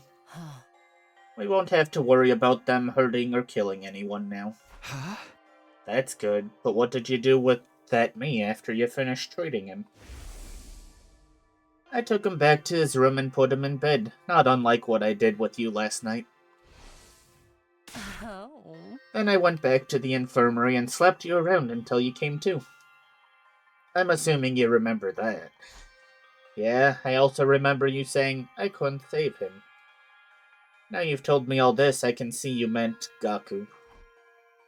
Hiruko's expression clouded over. She gave a little nod, her brows knitted together in sorrow and frustration. Hey, come on, don't be like that. This is all my fault anyway. I was the one who killed that version of Gaku, and everyone else in the serial killer timeline. How many times are you going to make me repeat myself? That wasn't your fault. It was nice of Hiroko to say that, but it didn't do any good. I still felt like I was caught in a dark, sludgy whirlpool that was dragging me down, threatening to swallow me whole. What am I going to do with you? Remember your promise, don't let the truth destroy you. I had a feeling you'd react like this, that's why I was keeping it from you. I just knew you'd end up feeling like you were responsible for the whole thing. I wanted these thoughts to go away, I wanted it all to stop. It took everything I had to croak out my next words. I'm sorry, but I'd like to be alone for a while. Hiroko sighed again, shaking her head in bewilderment, but she left all the same. A cold silence fell over the room. I could have sworn I heard a heavy grumbling gurgling up from somewhere deep beneath the ground. Sounded like the agonized groans of everyone who died because of me. I dropped to the floor, covered my ears, and closed my eyes. Oh, Takumi. Oh, one day left until battle. Get prepared. Be ready to get... No, ding dong, bing bong. My head was completely empty. I didn't want to do anything, or think about anything, or even breathe, really. I just sat there in the corner of my room. I hugged my knees and curled up tight, wishing I could disappear while time continued to flow around me. I could hear voices outside, my friends chatting and laughing. The sound cut into me like a knife. In another timeline, I'd been the one to steal that laughter from them. Forever. Okay, but they're alive now. At some point, my room started to get dark. The sun must be going down outside. Darkness seemed to trickle in until it filled the space completely. Lying there in the same position for so long, I'd lost all sensation, all awareness of my body. It didn't even feel like my body anymore. It was like my soul had come loose and I was staring down at my physical form from above. My visitor came in a little after that. How long are you gonna stay like this? Oh?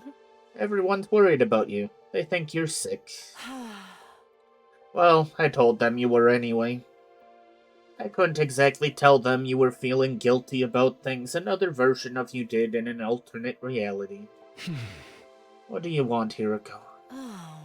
I'm not here because I want to be. The others just sent me to ask you something. Ask me what?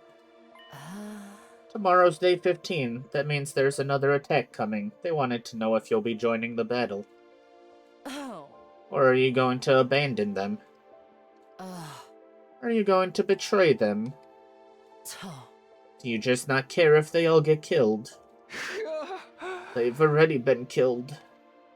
I killed them myself. All of them, one after another. All of them dead because of me. So I just can't. I can't do this anymore. I don't care. Just let whatever happens happen. I really can't do anything. Hiroko continued to stare at me, but there was a different look in her eyes now.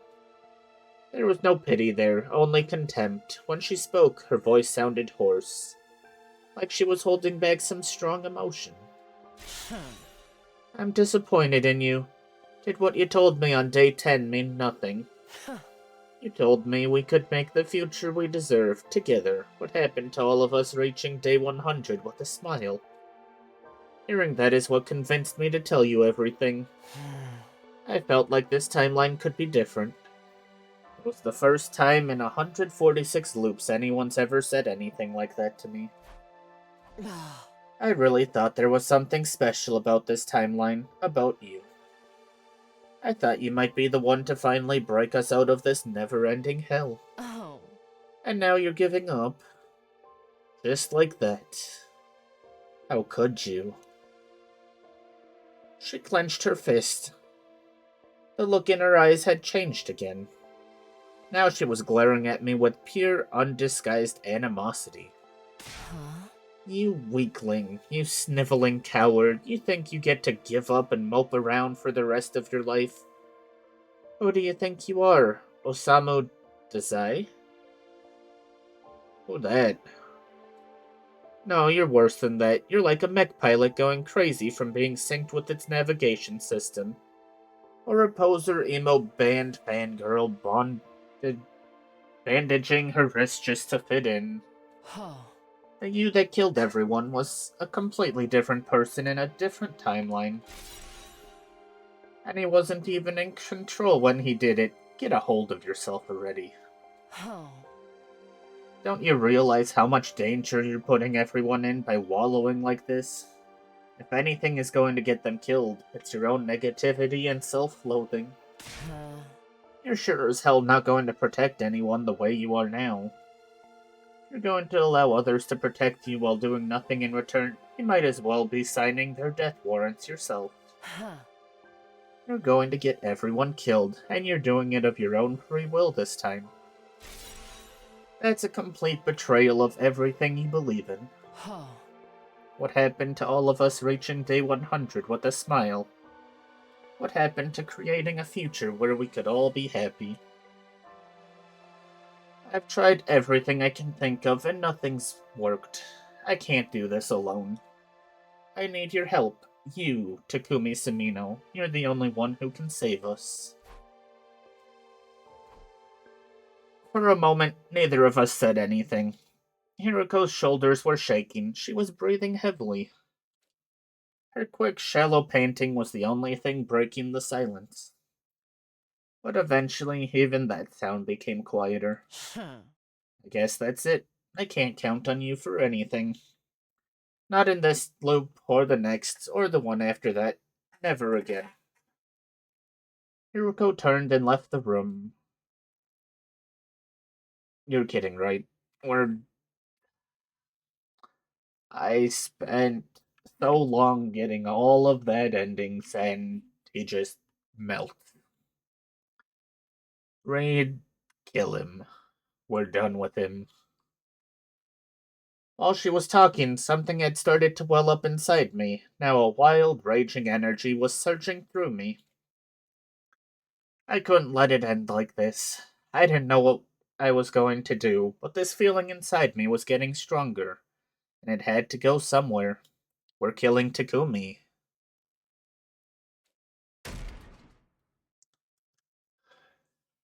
Before I knew what I was doing, I'd got to my feet and rushed out the door.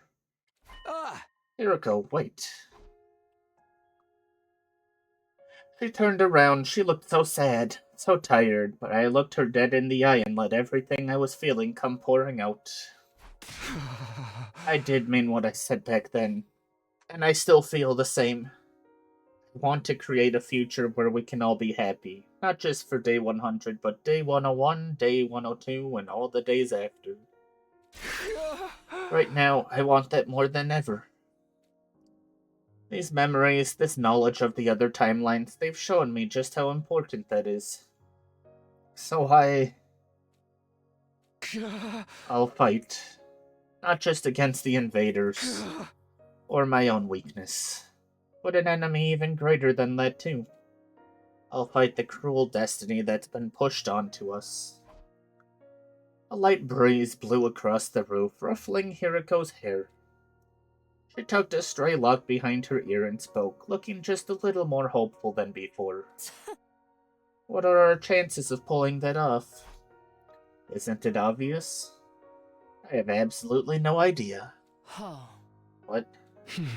The future is an open book. That's how it's always been. And I want to create a totally new future. There's no telling what might happen.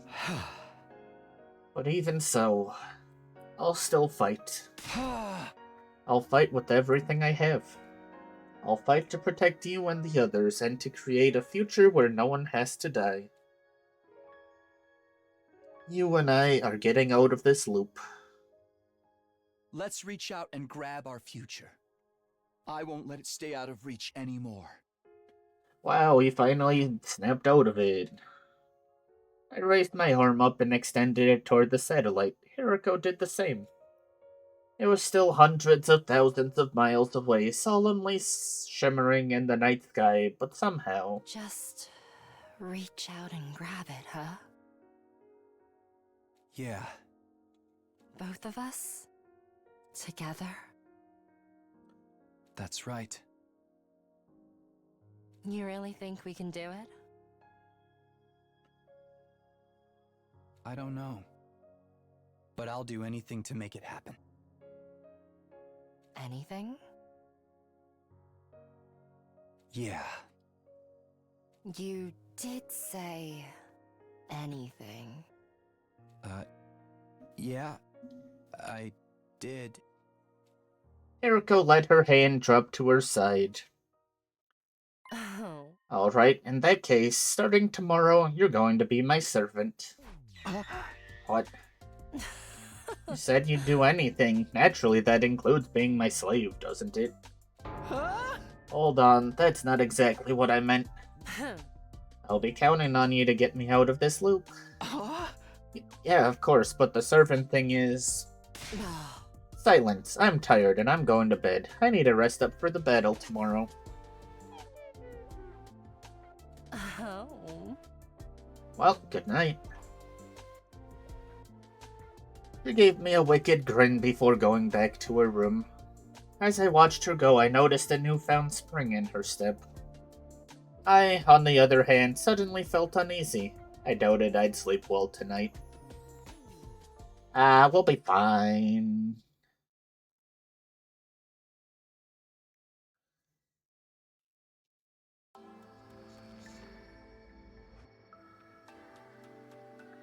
Early the next morning, I woke Hiriko up and convinced her to join me in the courtyard.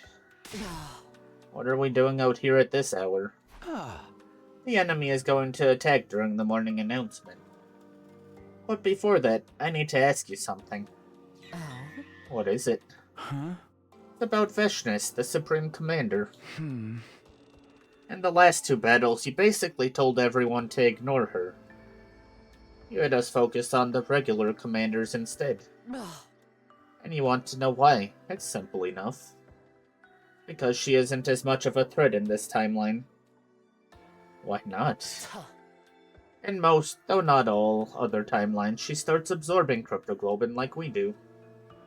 A decision she comes to while listening in on our communications in her hoodie guise on day 7.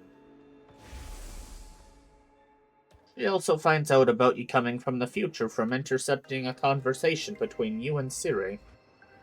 That's when she puts it all together.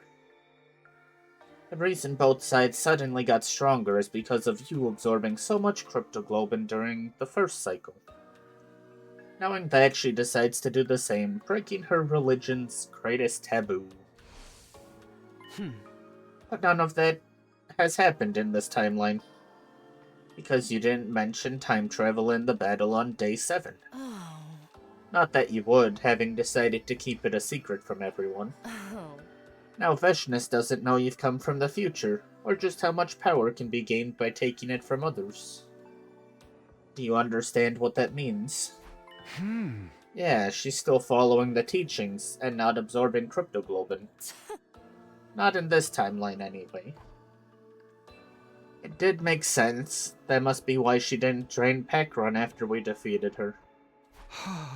But that doesn't mean she's not a threat at all, right? Of course not. Ideally, I'd like to put an end to her in today's battle. How are we gonna do that?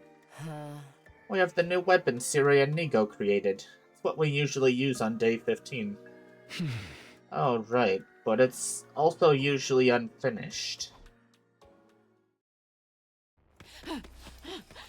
No, I don't want to watch them die.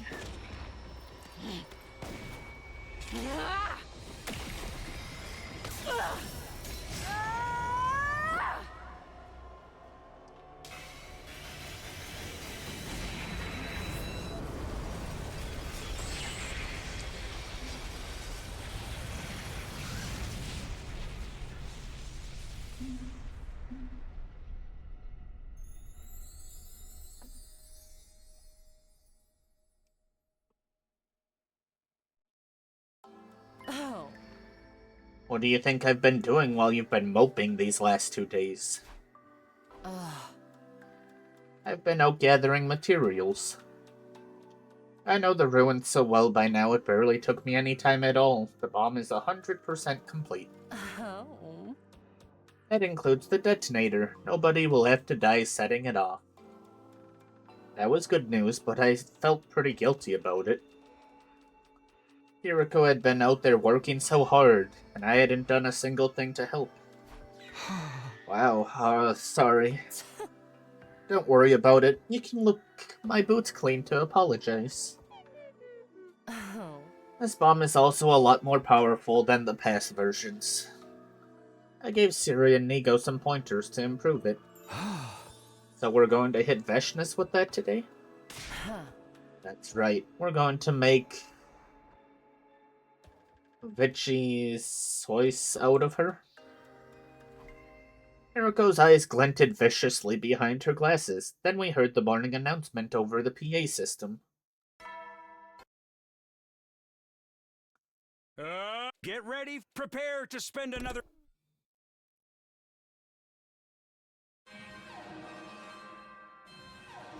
Intruder alert, defense mode.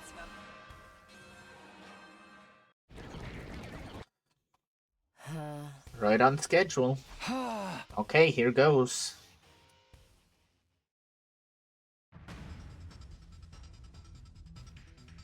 When we got to the war room, everyone else was already there.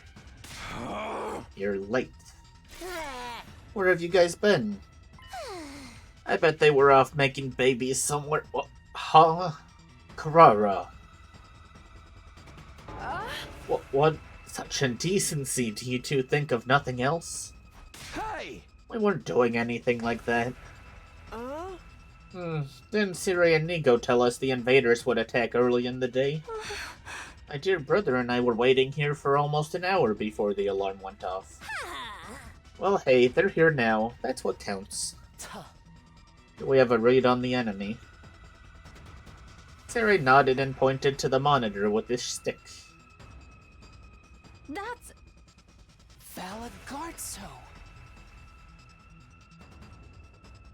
And Zanshin, right? Apparently the others already knew about the commanders we'd be facing. Hiriko had probably told Siri and Nigo so they could brief the rest of the team. You said these two can combine their bodies together? Just like Takumi and Hiroko. Carrara. Ah, so it was a battle simulation to better understand our enemy's moves. Oh my gosh. Neither of us replied. It'd take too long to start clearing up that misunderstanding now. Yeah! Come on, let's get out there and start killing. Huh? How's the Revivomatic looking, though? Don't you worry about a thing. It's all fixed up and ready to go.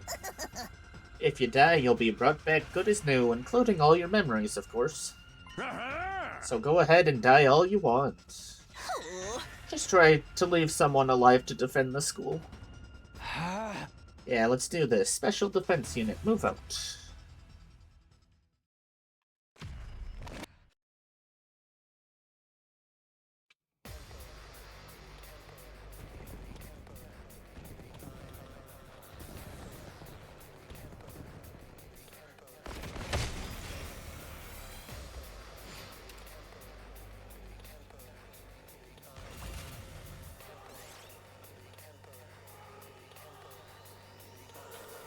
Now that I think about it, weren't these two after Ava usually? Wow! That wasn't hard at all! Oh, I can't check now. That's probably because the commanders haven't arrived yet. I think they're here. Look over there.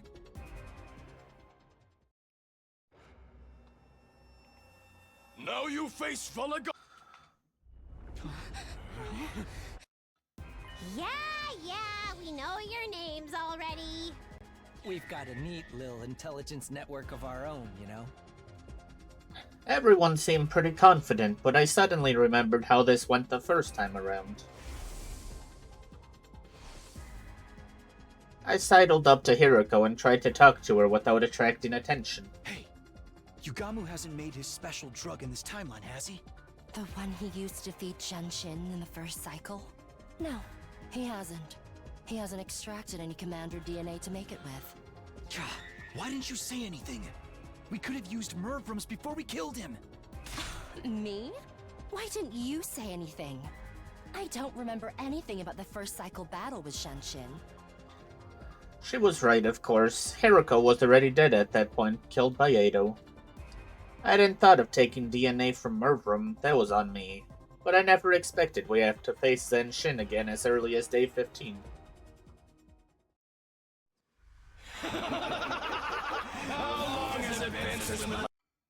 Oh, right.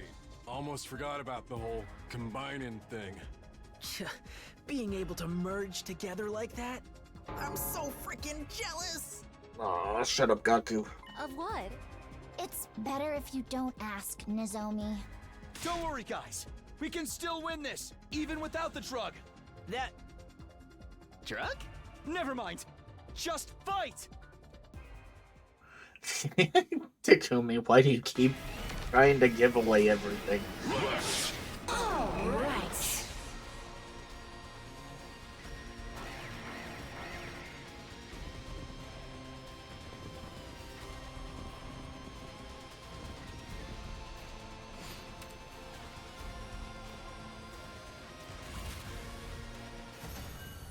You win.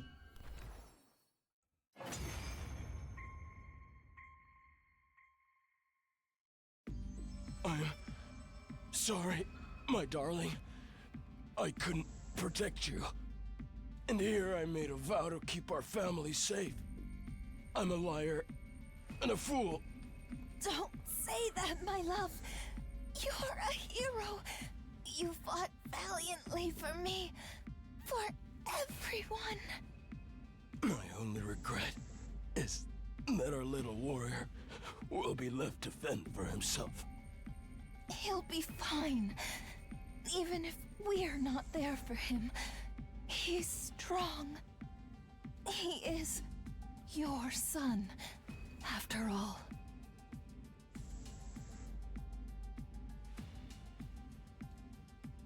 Ugh, can you not talk about your kid right now?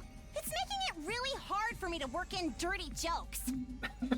At any rate, this means victory's ours. Yes?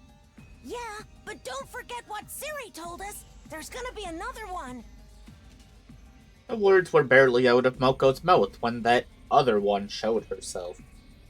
There she was, the Supreme Commander, Veshness. How disappointing. Valagarzo, Zanshin.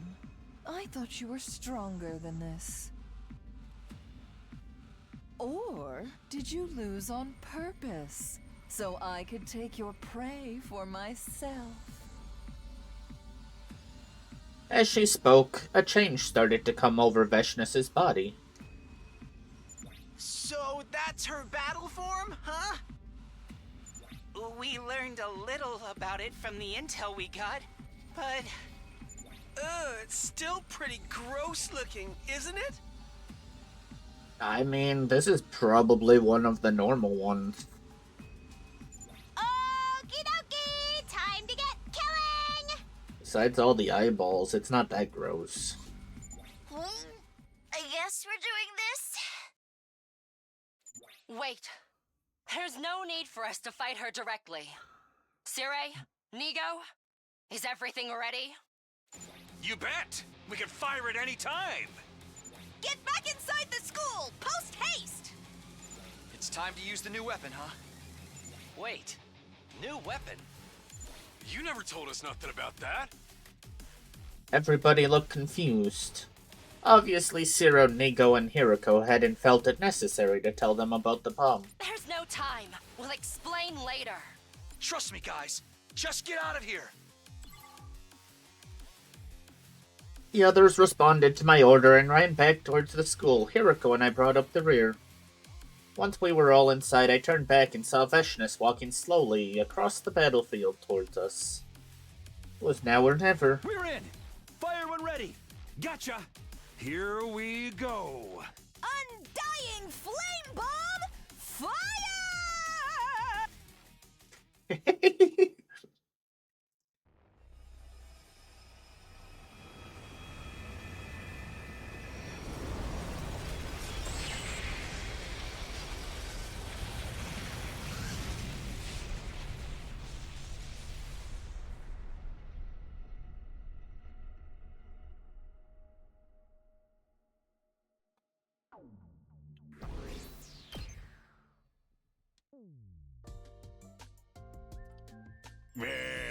Nice work, troops. You did great out there. The credit for the final blow has to go to us and Miss Shizuhara, of course. That's right, we couldn't have done it if you hadn't got those materials for us, Shizuhara. We are truly grateful. Seriously though, Hiroko, you could have told us we had something like that up our sleeve. Yeah, this was no time to butter your lips. The expression is button your lip. We'd known we could have helped you get the materials you needed. Why'd you keep it a secret all this time? Let's just say I had my reasons. So Veshna's actually bit the big one. She's really gone now? She's gotta be. An explosion like that. An explosion that strong would have blown her to smithereens. It's true she disappeared without a trace when the dust cleared, but since there's no body, there's a chance she might have survived somehow. Come to think of it, that did happen in some other timelines. Even after getting caught up in the undying flame bomb's blast, Veshna came back to fight another day. I glanced over at Hiroko. She was resting a finger on her glasses, a distant look in her eyes, like her thoughts were somewhere else. No use thinking about what ifs now. I say we enjoy this victory high while it lasts. I'm down for that. We gotta take our wins where we can. No. Then is it time for the usual? I think so. 1, 2... No, we're not gonna listen to your cheer. So, will we be having a party this time? We don't have the budget for that. This is a military academy, not some hedonistic tech startup. Alas. And so our post-battle meeting ended without any further discussion.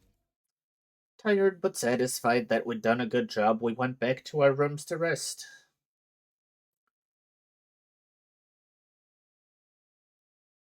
That night, a little while after dinner, I made my way to Hiroko's room.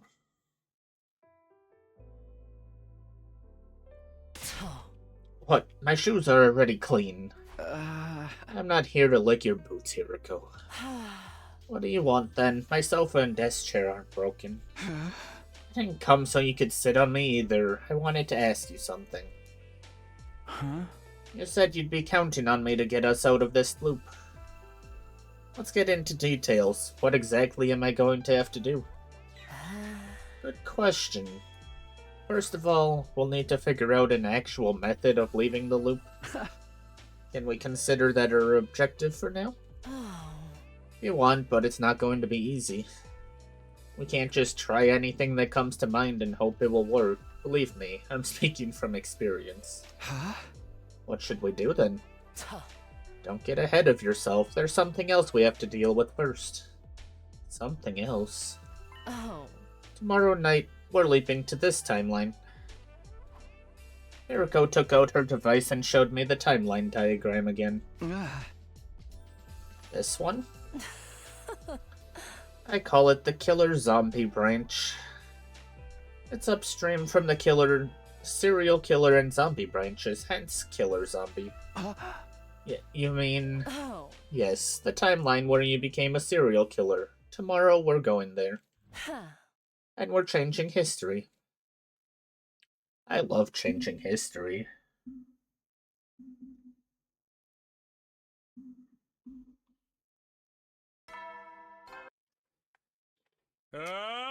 Get prepared. Be ready to... After breakfast, I headed back to my room to think out my next move. Hiroko said we'd go change history tonight. That still gives me most of the day to do stuff. Maybe I'll head back to my room, then go hang out with someone for a while.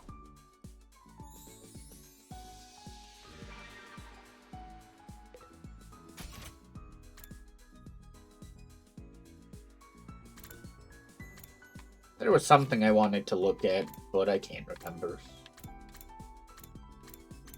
Oh.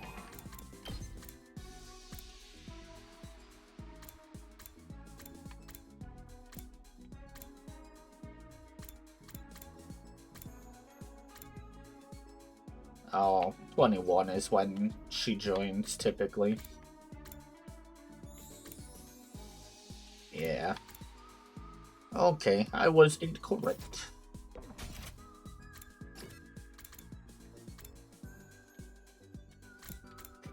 Pato just in there forever.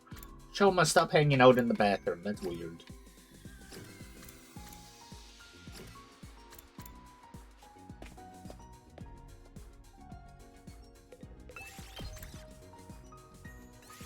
Move out!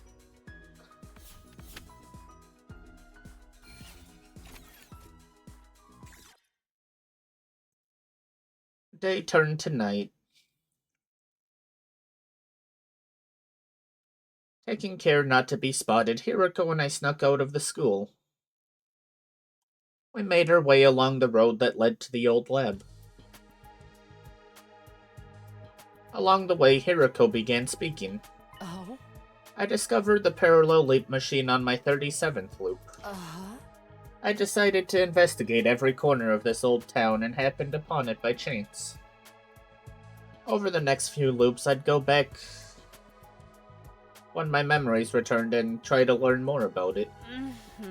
By the 49th loop, I more or less knew what it could do and how to operate it. So we still don't know who made it or why it's here. Why were you so determined to figure it out, though? Oh? You probably won't believe me. Don't laugh, alright? Okay. Huh. I heard a voice while I was sleeping. It said, that machine will be your salvation. Seriously? You said you wouldn't laugh. Sorry, it's just... You must have just been hearing things, right? She ignored me and carried on walking. I followed after her at a safe distance, feeling I'd just poked a hornet's nest. I still can't help wondering what that machine is doing here in the first place. Oh? Someone here must have been researching parallel universes. Somebody... who? Researchers, probably. What researchers? Uh-huh. How am I supposed to know? Let's just be grateful we have access to such a useful resource. Come on.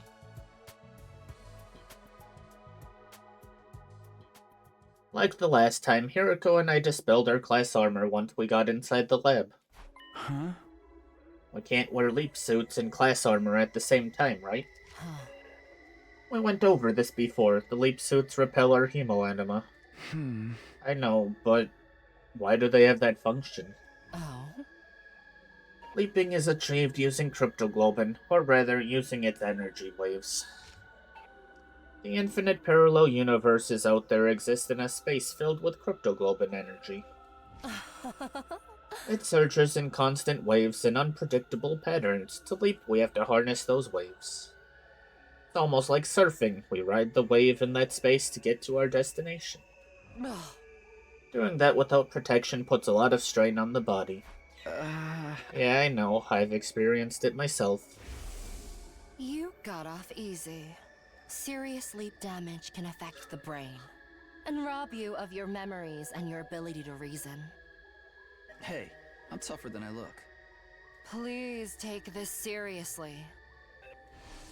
If you parallel leap 2, maybe 3 more times with exposed skin, your body will eject all of its cryptoglobin.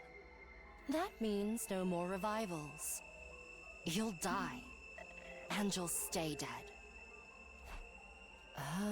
My point is, to avoid leap damage, you have to avoid touching that cryptoglobin energy directly. So that's why the leap suits cover our whole bodies and push it away from us. That's right. Thanks for clearing that up. I have another question, though. You said we're going to change history tonight. What exactly is that going to involve?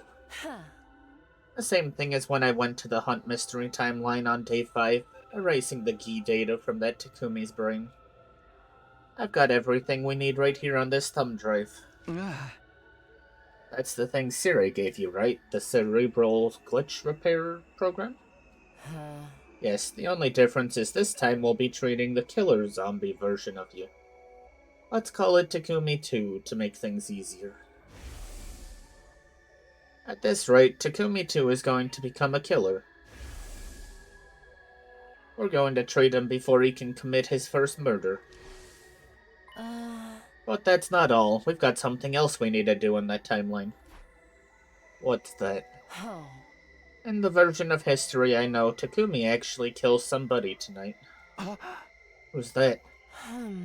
Hiriko 2. In other words, me. What? We have to prevent that murder before we move on to treat him. Hold on a minute. I don't remember any timeline like that. I don't know what to tell you. I'm the one who got killed. I remember it very clearly. Do I remember this timeline?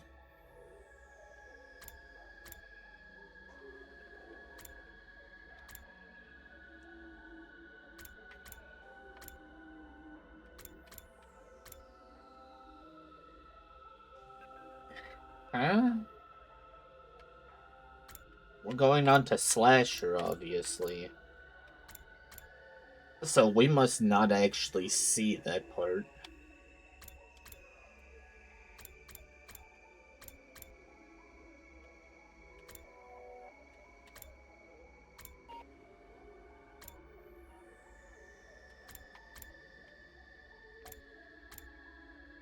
Yeah, no one dies for so long here.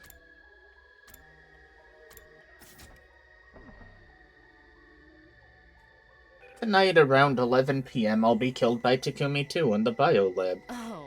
You probably just haven't recovered those memories yet. That why? I guess I did repress a lot of memories of that time. Hey Hiriko, what time is it now?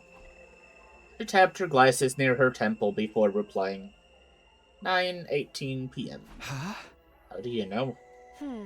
My glasses have a clock function built into them. The lenses can function as a transparent heads-up display to show me the time whenever I touch them. Just here. That'll be a problem if you can't keep track of the time. Here, you can have this. Your device? I have another of my own. Just switch it on and it'll display the time. Take it. Hiriko passed me the little machine. I slipped it into my pocket. Bedtime? No, Reed. We're doing mysteries.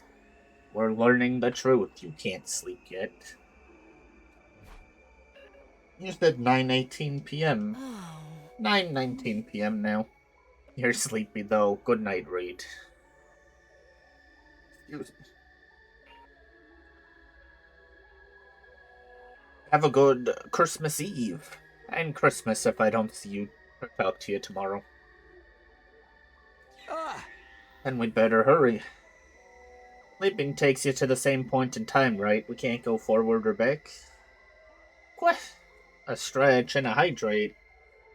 Okay.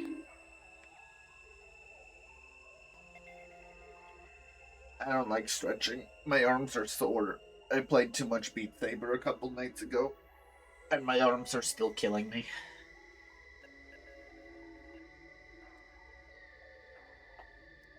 Yeah. Out of shape. Suppose water, too.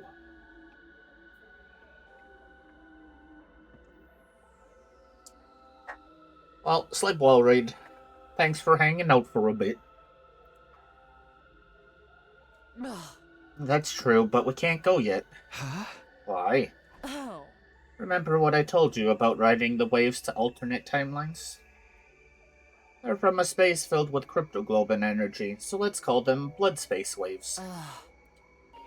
Anyway, we can only leap when they're at their highest intensity. That's why I likened it to surfing. Sometimes you have to wait for a big enough wave to come along. But when is that going to be? Take a look at the device I gave you. I took the thing out of my pocket and turned it on. It displayed some kind of diagram of the waves along with 2 times. Between 10:20 and 1:15 a.m. tonight. Yes, we'll only be able to leap during that time. Huh? What you said, Takumi 2 kills Hiroko 2 at 11 p.m. So even if we leap as soon as that window opens, we'll only have 40 minutes. That's right, 40 minutes to get it all done. But it takes over half an hour just to get back to the school from here. Would you prefer to call a taxi? I know it won't be easy, but we still have to try. Exciting. While we waited for the blood space waves, Hiroko showed me how to use the machine. Wow, it's a lot more simple than I thought. Everything sounds simple when it's explained to you. I had to put in a lot of work to figure all this out. It was 10:19 p.m., just 1 minute until we could jump. We'd already changed into our leap suits and adjusted the machine's settings. Let's go over everything one last time. What timeline are we leaping to?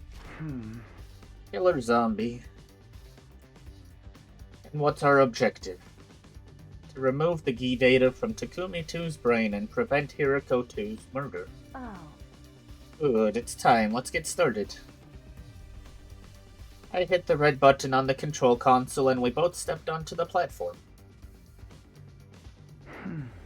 Okay, let's do this.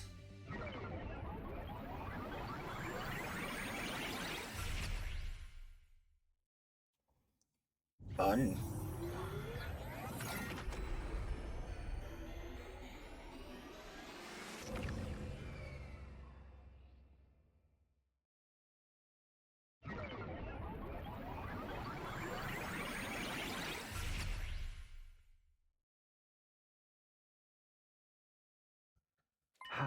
Did we do it? Did we leap? No. Don't just stand there, we need to get going. Hiroko was already on her way outside. I grabbed a fire extinguisher and hurried after her. Shouldn't we take off our leap suits first? I can't remember which loop it was, but I tried doing this in my regular clothes once. It didn't end well. There's 2 Hirokos. This one's a fake. It must be a shape-shifting commander. They captured me and shut me up in a cage in the courtyard from then to day 100. You want the same thing to happen to you, I won't stop you. No. Now pick up the pace. You know we don't have a lot of time.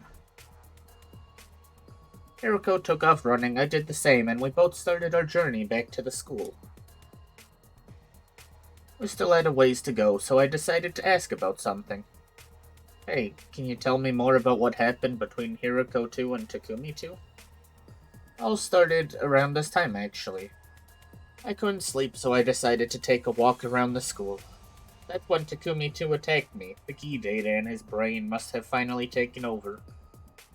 He chased me into the biolab. He was far stronger than he had any right to be. Gi can draw out superhuman reserves of strength from its host, after all. He slammed my head on the operating table, and while I was still dazed from that, well, you get the idea. I never had a chance to fight back.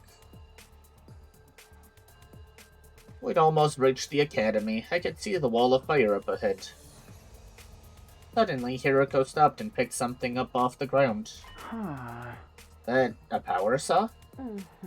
We'll be needing this. What for?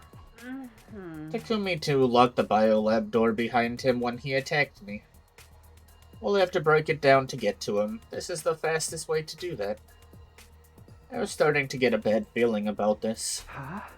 Hold on, I've seen that power saw kill our friends in this timeline.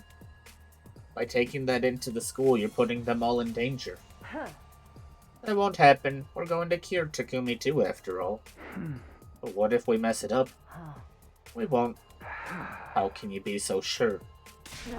Enough talk. You're my servant, aren't you? You said you'd do anything to help, didn't you? I guess, but... Don't talk back, just do as you're told. Hiroko took off toward the wall, power saw in hand. I followed a few steps behind, trying to keep down the panic rising in my chest.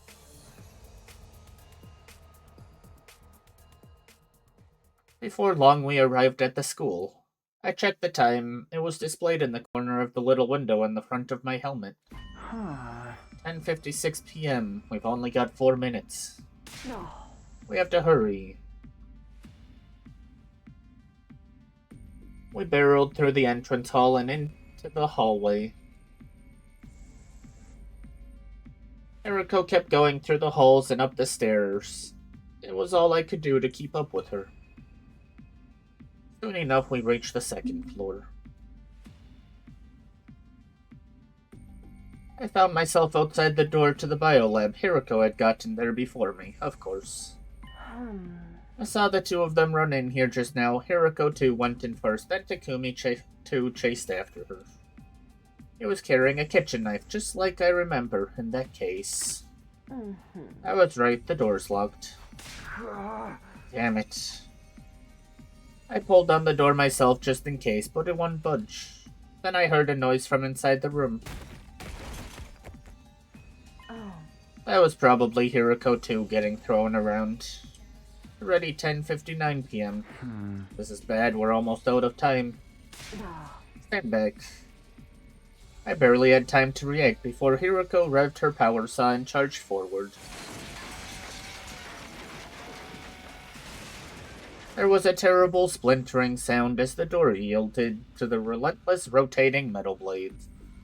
Come on. Following Hiroko's lead, I stepped through into the biolab, but I was not ready for what was waiting for me inside.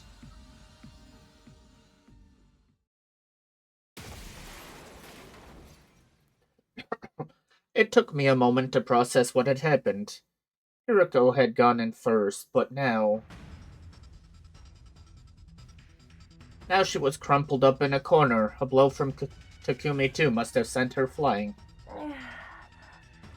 From the sound of that groan, she was going to be out of action for a little while. And on the other side of the operating table was Hiroko too. She was also on the floor and looked pretty out of it too. Both of the Hirokos were down for the count. Obviously, only one person could be responsible for this. Takumi too, this timeline's version of me. Our eyes met, and I froze up. I wasn't used to looking at my own body from the outside. It was such a surreal experience. I just stood there, forgetting even to breathe.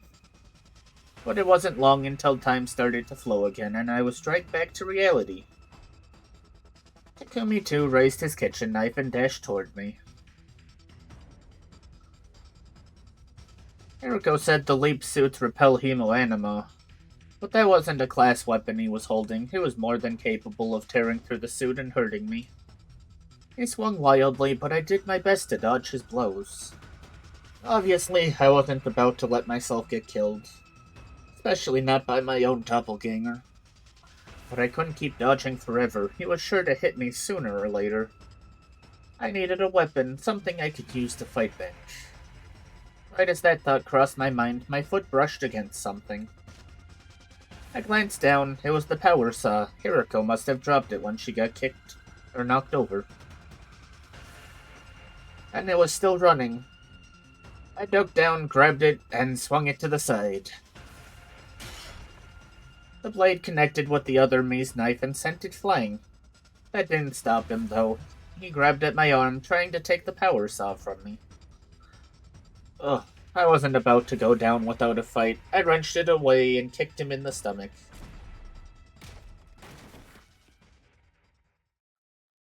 He slammed against the wall and fell to the floor, his face contorted in pain. I must have hit him pretty hard. He wouldn't be getting up anytime soon. I took advantage of the lull in the fight to go and check on Hiroko too. She didn't seem to have any visible injuries, but I had to make sure she was okay. With all that strafing around I'd been doing, not to mention the run over here, I wasn't exactly feeling at my best. I fought through the fatigue and lumbered over to this timeline's Hiriko. But just as I was about to reach her...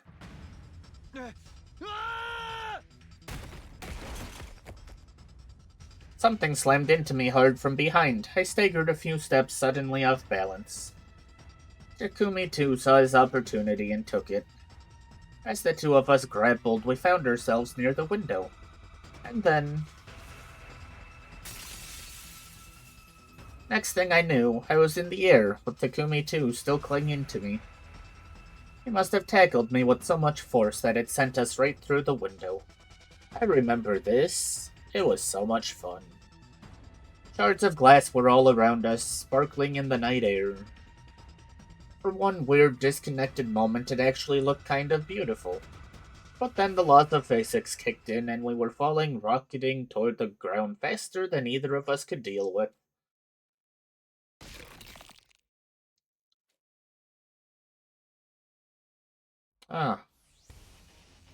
My leap suit must have provided some protection because falling from the second floor didn't hurt nearly as much as it should have. I saw the power saw lying to my side. I grabbed it and got to my feet, looking around for Takumi too. He was standing nearby, maybe 30 feet away. It looked like he'd just gotten to his feet. He was still swaying unsteadily. Well, I'd prevented Hiriko 2's murder. That just left one thing still to do in this timeline. I had to trick Takumi too. I couldn't let him get away now. I tightened my grip on the power saw and ran toward him. My double saw me coming and ran.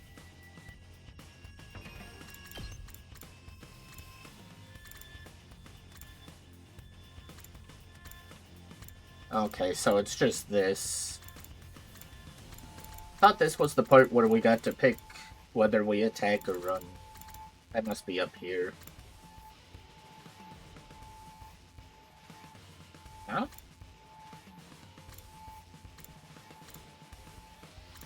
Oh, this is with Nozomi, isn't it?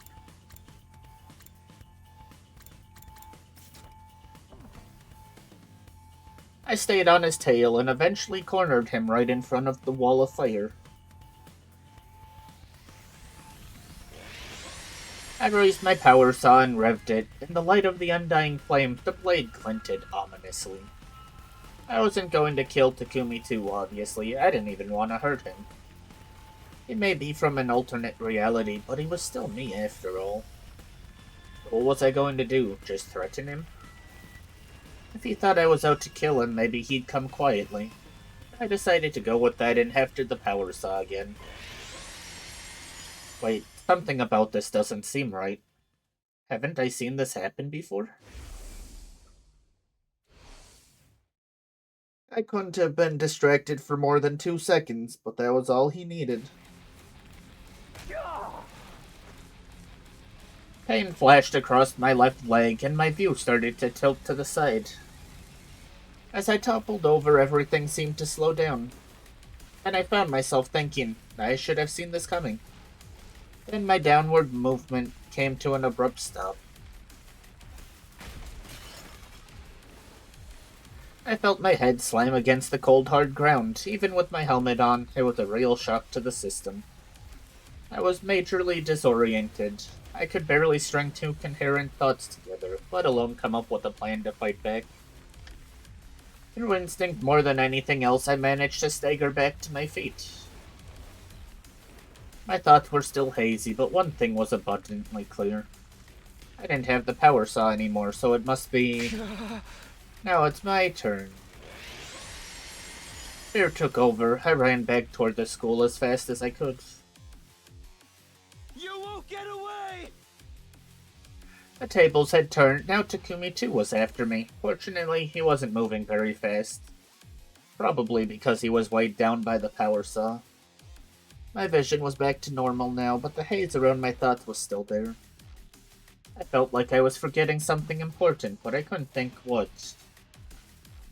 Before I could figure it out, Takumi too made his move. He discarded the power saw, tossing it aside into the bushes. Now that he'd lightened his load, he was a lot faster than before and gaining on me fast.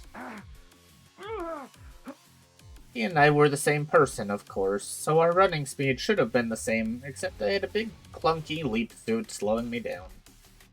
It's only a matter of time before he catches me. I need to find somewhere I can ditch this suit. Right as the thought crossed my mind, the outline of the school came into view up ahead. I put on a burst of speed, running for the school with all my might. I scrambled into the hallway and up the stairs. My feet were barely even touching the ground as I fled along the second floor. Finally, I tumbled into the bathroom. I held my breath and listened hard. I could hear footsteps in the hall outside. They got closer, then passed by and gradually faded away. I let out a sigh and leaned back against the wall.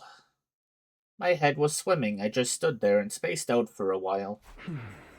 So, what am I supposed to do now? I still have to get that guy under control somehow. Maybe I can hide and try to get the jump on him? This suit's so hard to move around in, though. I won't be doing anything stealthily in this. It'll be easy for him to turn the tables on me if anything goes wrong, too. The solution to that was obvious enough. I took off my leap suit. Looking around, I found a supply closet and stowed it in there. Okay, I'd better get going. We need to fix this quick before our window to leap back closes. My first move would be to find Hiroko. She was probably still in the biolab. I walked toward the bathroom door. But just as I was about to open Could they have hidden in the bathroom? Guess I'd better check. Darn it, why do you have to pick now to think about looking in here? I looked around for escape. There was no point hiding in one of the stalls. I'd get found out right away.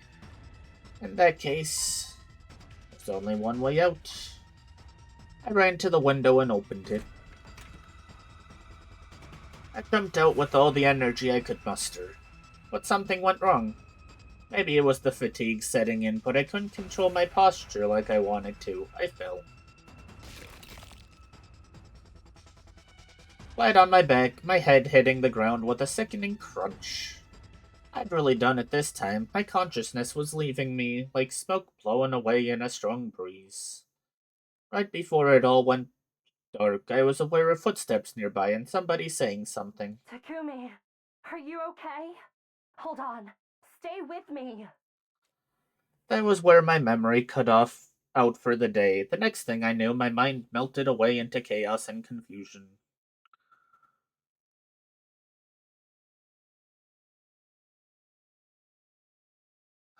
So we're the ones that messed up this area. Get prepared. Be ready to give your...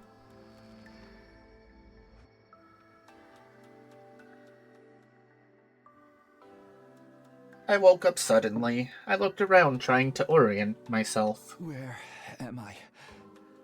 Can't you tell? It's your room. In the SF timeline, that is. SF? Steady Fundamental. It's the one we started off in. Did you have to carry me here again? Yes. You need to start taking better care of yourself. I'm not your mother, you know. I don't understand. It's like when a child falls asleep in front of the TV, and their mother picks them up and puts them to bed. I've basically done the same for you. Several times now. When she put it like that, I did feel kind of guilty. I shifted uncomfortably and sat up in bed.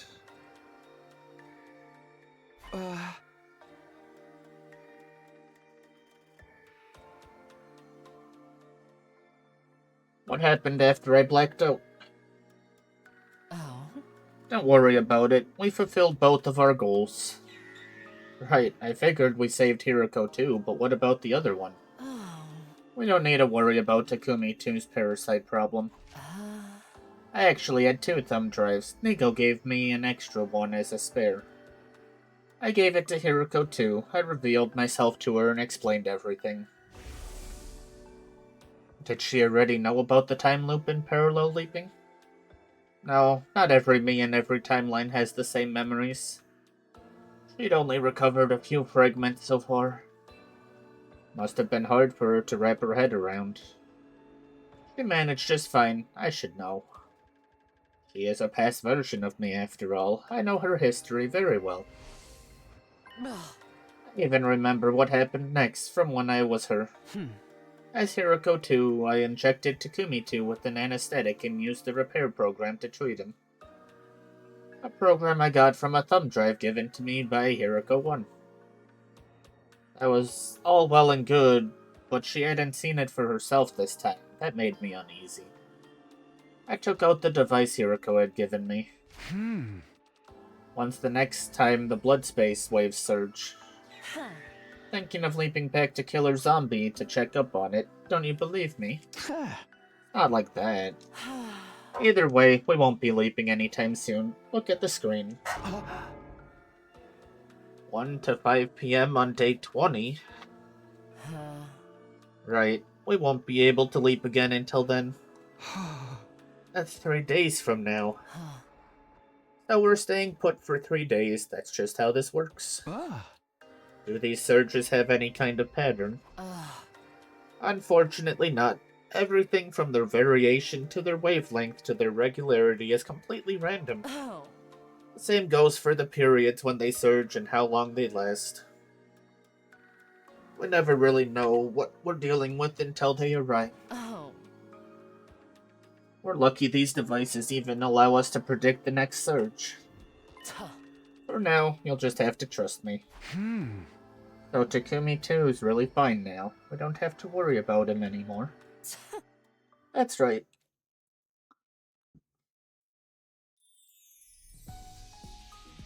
After breakfast, I went back to the roof to think.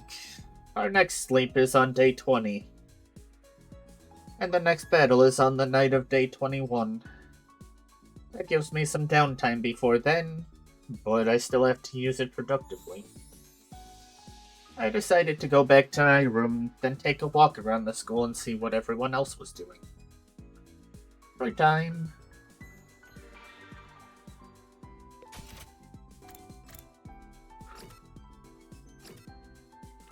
Oh, Hiroko's actually doing stuff. Crazy.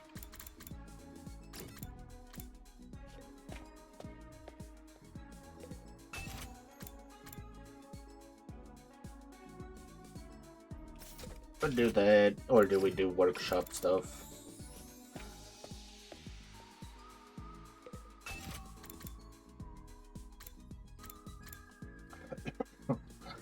Two damage. That's not very good, to be honest with you.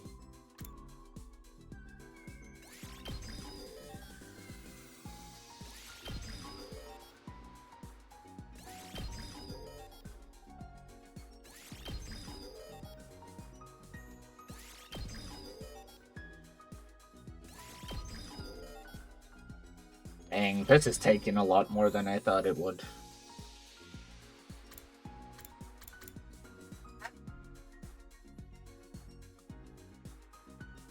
Eight uses of the spring trap, which I will never use, probably. Is something, though.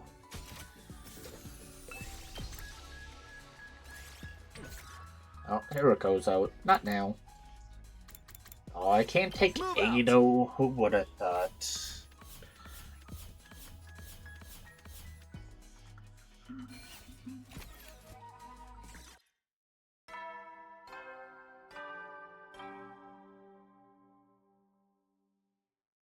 At ease, soldiers. It's time to hit the hay.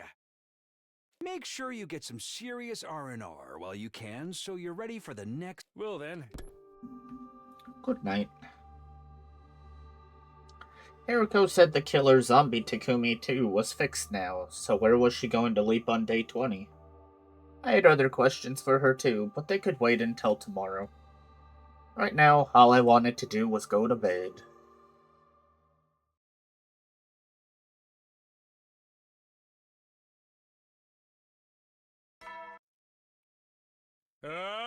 Get prepared. Be ready to get.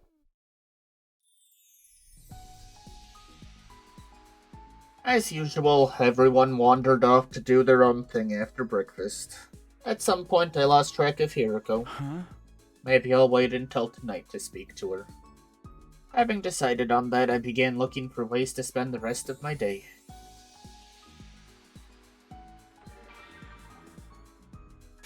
I like how it always puts us back in our room. You could just, break time from that spot.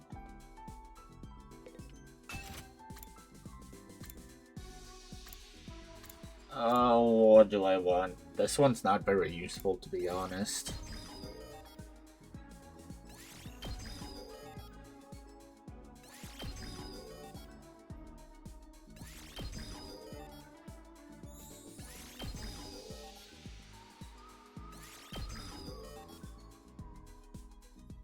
Why we...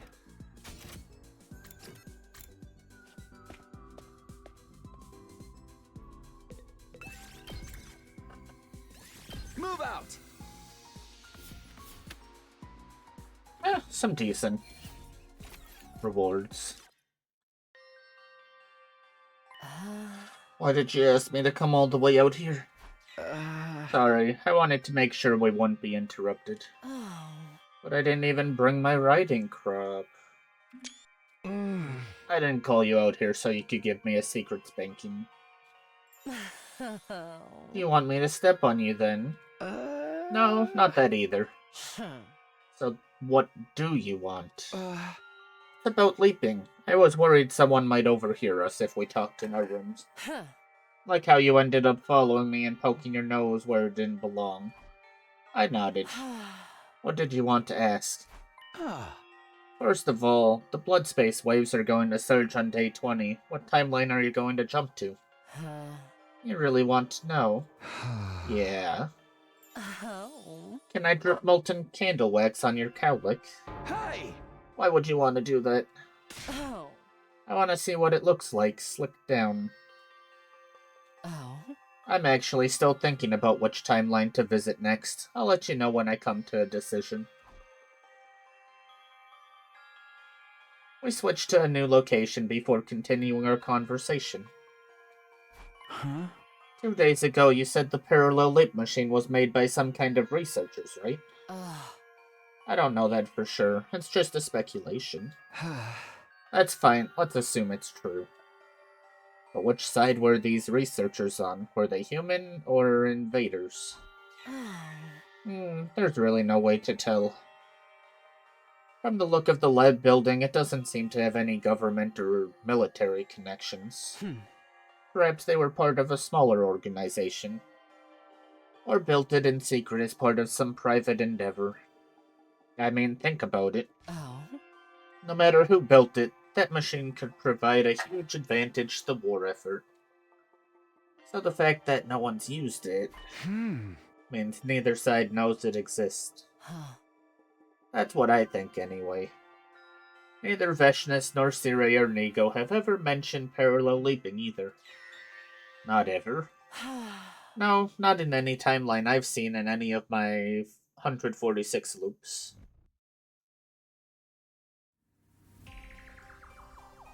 We moved again, a new location, a new question. So about our most recent leap. Our objective was to change history by saving Hiroko 2 and stopping Takumi 2 from becoming a serial killer. Did we really achieve that, though?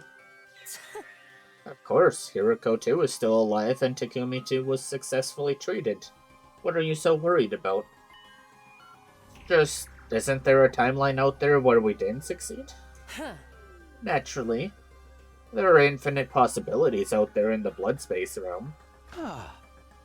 But if that's the case, is it even accurate to say we changed history? Isn't it more like we created a new timeline, kind of like laying down new train rails to replace old ones? Yes, but what of it? I'm just wondering if there's any point in it. The old rail still exists, so have we really fixed anything? Trust me, there's definitely a point. Why? Let's say there's a train that is destined to constantly run through a fiery hellscape. The passengers inside would be forced to endure constant pain and suffering. Now imagine we lay down a new set of rails branching off from that line. One version of the train now gets to enjoy a safe, comfortable journey. Of course, one of them is still destined to burn in hellfire, there's no changing that. But it's better than if we'd never added that second line at all. At least this gives the passengers a 1 in 2 chance at happiness. I think I get what she means, but still. I'm still having trouble coming to terms with this. What's the problem? Are we even laying down new rails at all? What do you mean? When we left 2 days ago, things played out in the killer zombie timeline exactly like I remembered from when I was Takumi 2. The only difference was I was seeing them from the steady fundamental perspective as Takumi 1. The person who attacked me with the power saw when I was Takumi 2. It was actually me, Takumi 1. It took me a while to notice what was happening, and I still don't understand it. Without even meaning to, I ended up making history repeat itself. Almost like I was on rails, going along a predetermined route. Makes me feel like destiny is controlling us or something. And I got to thinking, what if history refuses to change? What if our actions don't create new timelines after all? I already told you, Hiriko 2 is alive and Takumi 2 has been treated. That's something that wouldn't have happened without our intervention. We definitely created a new timeline. But the fact that history seemed to repeat itself for you is probably just leap damage. Remember what I told you? Leap damage can affect your memories and your ability to reason if it reaches your brain. Obviously, I hadn't made my point clearly enough. I had a feeling that loss of reasoning was also something that happened because it was part of a predetermined history. Like we couldn't escape it no matter what we did.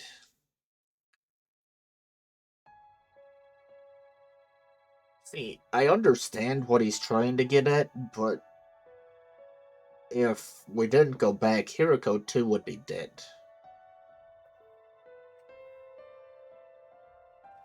Hiriko and I finished talking and went back to the roof. You look like you're still having doubts. I'm telling you, it's nothing to worry about. We're creating new timelines and it's changing things for the better. If we weren't, there'd be no point in anything we do here in this timeline.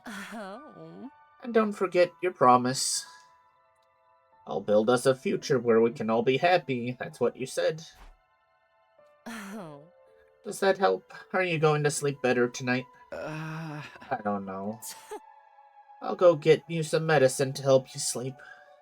Take it, go to bed, and forget all about these groundless worries. Understand? She left before I could respond, as usual. After that, I took the sleeping medicine that Hiroko brought me and sank into a dreamless sleep.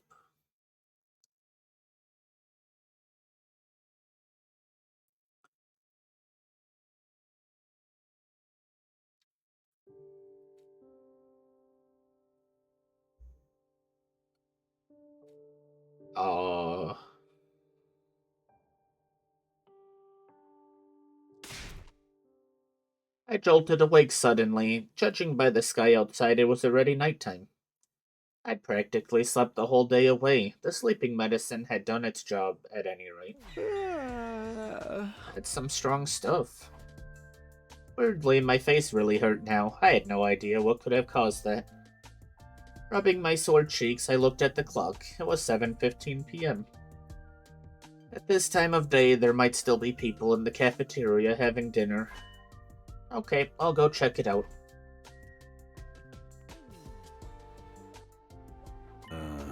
Hey there, Samino, you're finally awake, huh? Right. Man, I still can't stop thinking about what we just saw. It was awesome. I know, right? So much fun. What are you guys talking about? Nigo's hidden talent, man. It was some next level shit. Very nice of you to say so. Oh right, this is day 19. I always seem to miss it, no matter what timeline I'm in. It was a wonderful performance. Indeed, it was truly high-class entertainment. I was so inspired I practically ascended to a higher plane of consciousness. Isn't that right, sister dearest? Those 6 hours went by in a flash. We did try waking you up, Takumi. But no matter how hard I slapped you, it never did any good. So that's why my cheeks hurt so much. Well, that's too bad for you. Nigo, could you do it one more time for Takumi? I'm sorry, but each of my shows is absolutely unique. No recordings, no repeats, no exceptions. I looked over at Hirako. Our eyes met and she joined the conversation. You missed out on the opportunity of a lifetime. Apparently, I was the only one who missed it this time too. This was so unfair. I gritted my teeth and glared daggers at Hirako. She just laughed. She was enjoying this. All at once, her offering to help me sleep made a whole lot more sense.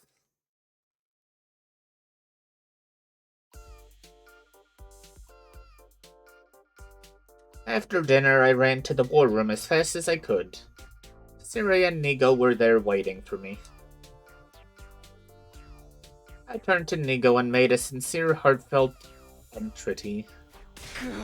Please, just this once. I don't need the full 6-hour show. 5 minutes would be enough.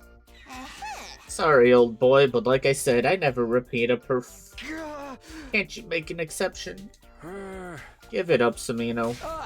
Oh, come on, you two always do whatever Hirako says. I'm afraid I don't follow. The cerebral glitch repair program, you gave that to her when she asked for it, right? Yeah, well, Shizuhara said she really needed it. And that was enough for you to hand it over? Hey. No, of course not. All this was on day 4, right? Shizuhara came to us and told us about the time loop. She even told us top secret intel only Nigo and I should know about. That's what convinced me she was telling the truth. And that's when she made us an offer we couldn't refuse. I know which days the enemy attacks will happen. I'll share this information with you, but you have to do as I say in return. I mean, who's gonna turn down a deal like that? Her ultimate goal is for all of you to survive through to day 100. In other words, she wants to win the war just like we do. Her interests and ours match up, so it only seemed natural that we agree to work together. Hence, why I gave her the thumb drive. Do you feel the same, Nigo? You mean, is that why I comply with Miss Shizuhara's request? I nodded. Not exactly, it's more that I feel indebted to her. She went to the trouble of forcing me away from second to last Defense Academy on day 6 after all. If I'd stayed there, I'd surely be a pile of lifeless scrap by now. I'd have been obliged to self-destruct at some point, and well, I'm just so grateful that it didn't have to come to that. I didn't give up. I begged Nigo to show me his hidden talent for a while after that, but my pleas fell on deaf ears, and I had to leave disappointed. We truly never saw this weird show. I returned to my room and got into bed. Despite not doing very much during the day, I fell asleep pretty easily. That night, I had a dream about Nigo juggling flaming torches while playing the theremin.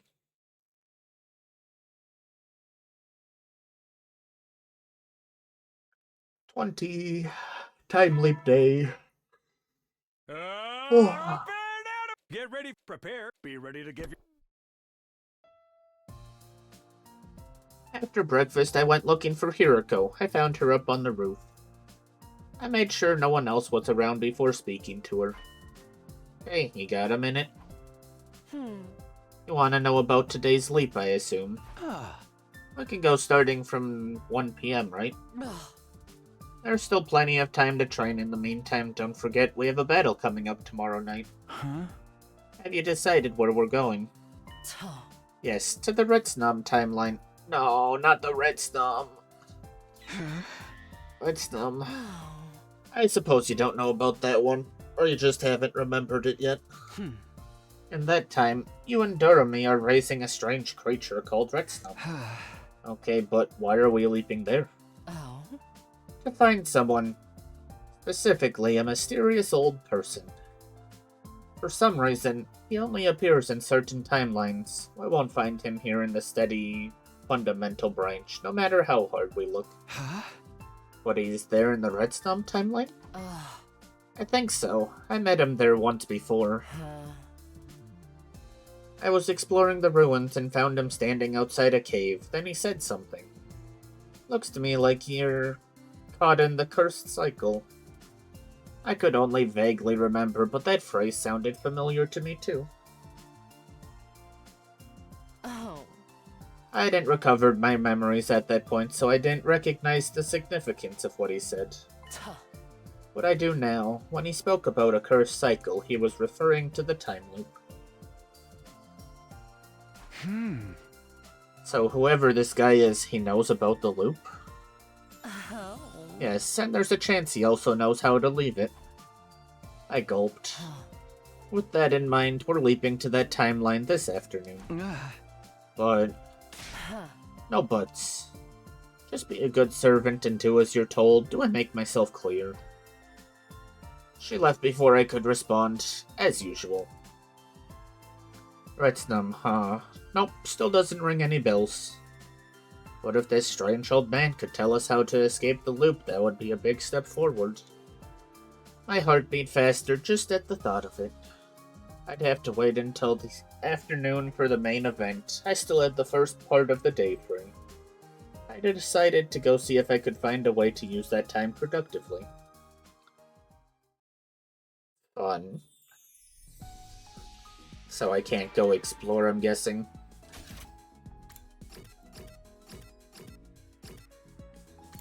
Surprised Ado's still in there. Under maintenance. Okay, fine. Take me home.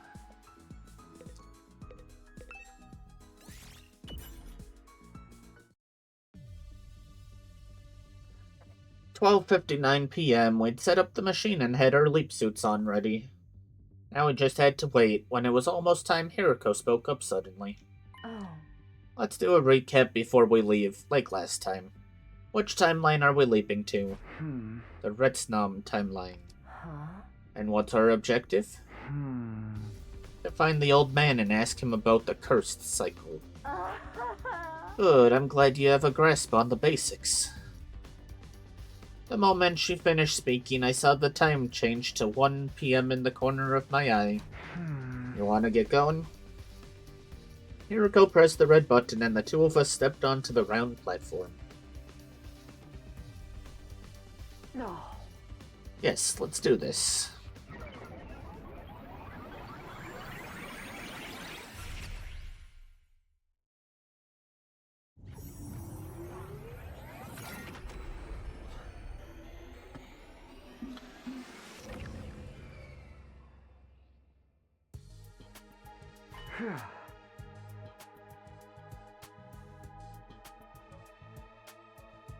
So this is the Red Snum timeline. Everything looks just the same to me. Were you expecting to see dinosaurs walking around or something? My third time leaping to a parallel universe, but it still doesn't feel real. In a broad sense, these alternate timelines aren't that different from our own. By the way, about our leap suits. We're keeping them on. You never know when we might run into someone unexpectedly. I thought you remembered what happened in this timeline. Do you remember what you had for dinner 3 nights ago? I've been doing this for at least 146 loops. I can't remember every detail from every timeline. I never thought of it like that. So where do we find this old man we're looking for? Like I said, I found him outside a cave the first time. I don't know if he'll be there now, but it's worth a try. Okay, let's go check it out.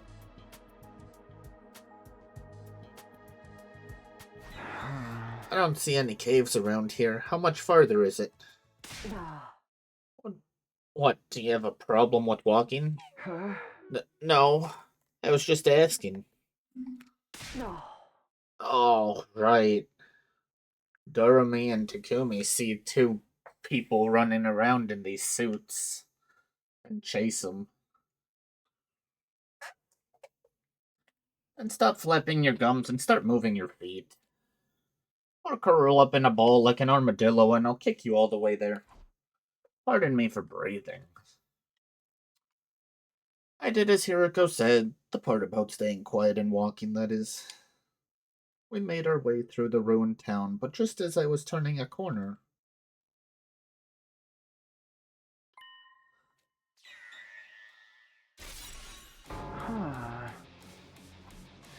A strangled cry escaped my mouth. I tried to smother it, but it was too late. There was really only one thing I could think about now. Getting away from here, and fast.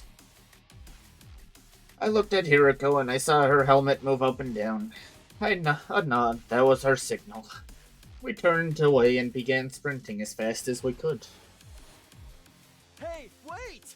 Who the heck are you guys? The other two chased after us. We had to shake them off. We did everything we could to get away, turning corners, ducking down side streets, and cutting through abandoned houses. After running around like that for a while, it finally seemed safe again. There was no sign of our pursuers, so we stopped to catch our breath. Who was that back there? You really need to ask. It was this timeline's version of Doremi, and you. But it's not like in the Killer Zombie branch. I don't remember anything like this happening before.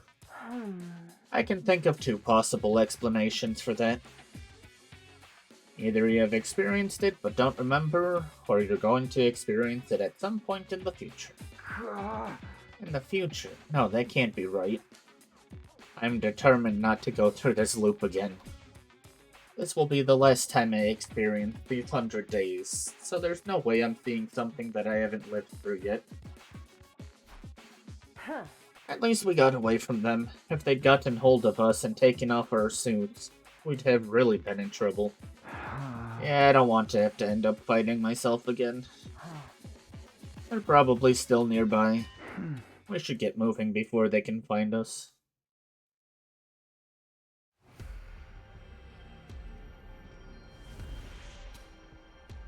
Why are we going there?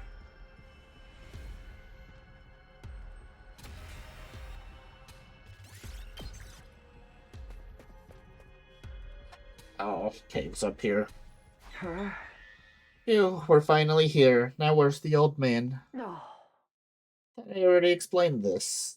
I met him here once before during a previous loop. There's no guarantee he'll be... Marinade. We both spun around and standing there was... my apologies. I meant you are late. My age, my memory isn't what it used to be. That doesn't seem like the kind of mistake you can chalk up to forgetfulness. Marinating is actually the process of soaking foods to soften them up. I could tell you a wonderful recipe for ginger marinated squash. I was just about to ask him to get to the point, but Hiroko beat me to the punch. Sir, I believe you're familiar with the curse cycle. You mentioned it to me before. Well, it wasn't really before, from your perspective. The point is, I've heard you mention that phrase. Ah, yes, its stats look good, but once you equip it, you can't take it off. That's cursed equipment, like you find in RPGs. This isn't a physical object we're talking about, it's... a loop, yes.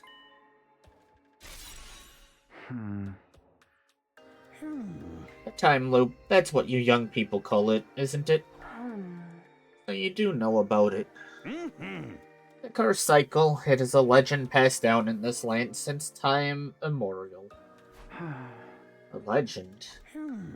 There once existed a race with the blood of God running through their veins, the so-called Brethren of the Blood. This was long, long ago, but who knows, there may still be some out there today. These were people created by God's own will, who lived a blessed life. Until one day, evildoers from a distant land appeared and by use of secret arts created copies of the Brethren. God was angry and visited a terrible retribution upon a number of these copies. That is what came to be known as the cursed cycle. Indeed, a truly dreadful punishment. A prison constructed not of brick and mortar and iron bars, but of time itself. Those within it were forced to watch history repeat itself over and over again in an endless loop. That is the cursed cycle. As for those trapped inside, not even I know what became of them. Perhaps they linger there still, never able to leave, constantly longing for the sweet release of death. And they all lived happily ever after. Nothing about that was happy. Sir, we're looking for a way to leave this loop. Can you tell us anything that might help? There's no mention of anything like that in the legends. Our shoulders slumped in disappointment, but now that your tension's hit, now that you mention it, there was somebody researching the curse cycle many years ago. His name was Noraru Inone. Now long dead, he was an impressive polymath in his time. He excelled in the study of both folklore and particle physics. I've heard that Professor Inone compiled the results of his research, his life's work, into a single volume. One of his goals was to prove the potential existence of the cursed cycle and examine its mechanics from a scientific perspective. What's this book called? Reflections on Impregatory Metapsychosis. I know it all sounds very occult, but it's got no relation to cursed spirits or sorcerers, in case you're wondering. But will it tell us how to get out of the loop?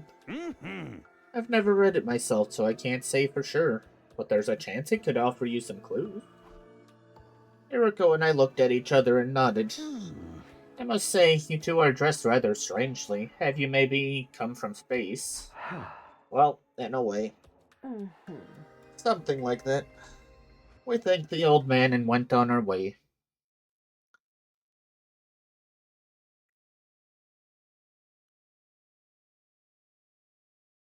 Is this timeline not gonna touch on the fact that we're the invaders?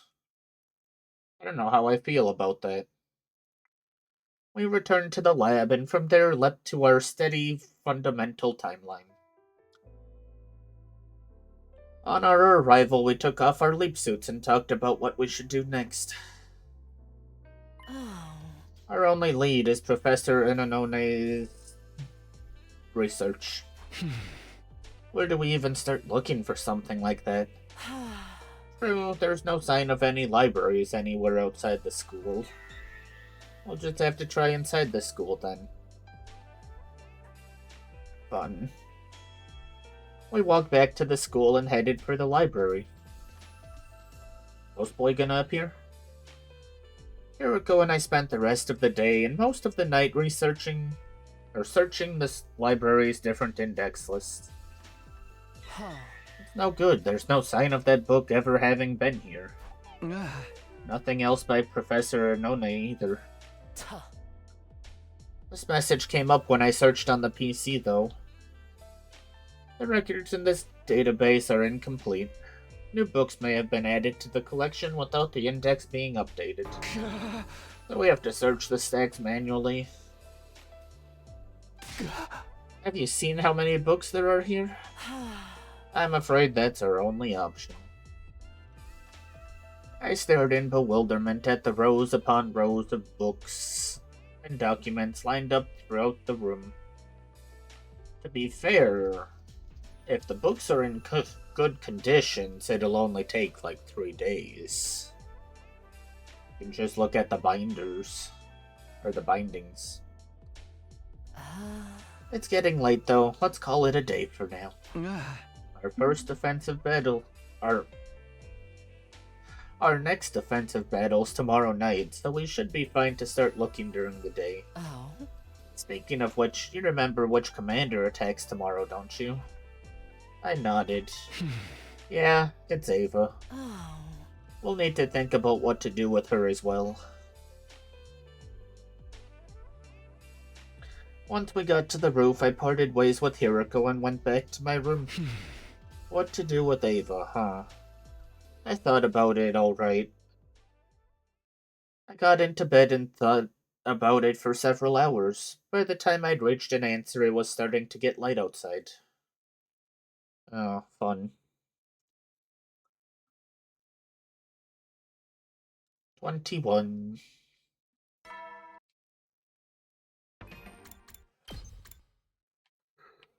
Yeah, there's plenty of space for this to break off up, down. Get ready, prepare, be ready to give.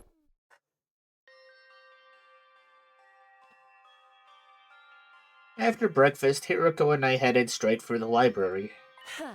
Before we start looking for the book, did you finish that homework I gave you? I nodded and looked Hiroko in the eye. Yes, we're definitely not killing Ava. And why is that? There's a timeline where Ava's ghost tried to strangle me. It turned out to be just a hallucination my mind made real, but still. Oh. I remember that too. It's the timeline where the Leo Jr. doll almost killed me. Or rather, the zombified Gi-possessed creature inside the doll. I've been calling it the Box of Calamity timeline in my head. All the terrible things that happened to us in that timeline. All of our friends who died painful deaths. It all leads back to one thing. Opening that little box was the start of it all. It's true enough, but it's possible to trace it back even further. You could say it all started when I made the decision to finish off Ava. Huh? That was when she told us about the Box of Blessings. Or the Box of Calamity, as it actually turned out to be. So you want to keep Ava alive to prevent this timeline going in a similar direction? I nodded. Alright, that makes sense. I'll back you up on this. In the meantime, start looking for the research book. I've got something I need to do first. What? Nothing you need to worry about. Just follow my instructions. Understand? Please be going to sabotage the mind control. Please, please, please. I don't want Ava to be mind controlled for once. I spent the next couple of hours scouring the shelves in the library. Try as I might, I couldn't find any sign of the book we needed. Just as I was about to take a break, Hiroko walked in. How's it going? Nothing so far. How much of the library have you searched? Maybe a tenth of the whole thing? Oh. That's barely anything. What are you doing here? Going on a bizarre journey, rereading your favorite manga? Of course not, I'm trying my best. Well, in a way, I suppose that's good news. That means there's still a possibility of finding it in here. Hiroko looked at the remaining shelves hopefully. Huh? How about you? What have you been doing all this time? Oh. For starters, I got Kako and Ima to stop fighting and make up with each other. I also spoke to Siri and Nigo and told them any relevant details about tonight's battle that I could remember. Huh? Does that mean everyone else knows about Ava too? Oh. Yes, Siri and Nigo should have told them by now. Huh? Okay, what else? What else? Don't forget who's the master here. Why should I have to explain every little thing I do to you? I was just asking. Hiroko sighed and touched her glasses near her temple. She must have been checking the time. Anyway, it'll be sundown soon. I'm sure you have things you want to do before the battle as well. Go spend your time wisely. I'll take over in here. And just like that, Hiriko was being nice to me. I get emotional whiplash trying to keep up with her mood changes sometimes, but I'm not going to complain. Alright, if you say so. Thanks, Hiriko.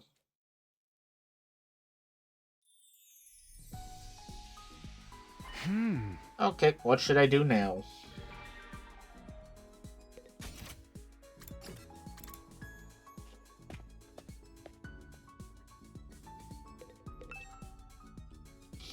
Oh, why?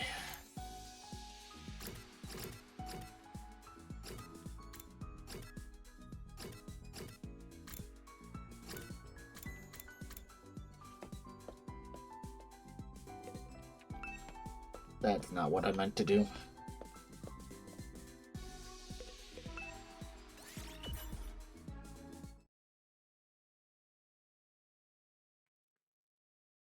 Immediately after the nighttime announcement, the alarm sounded. Intruder alert. Defense.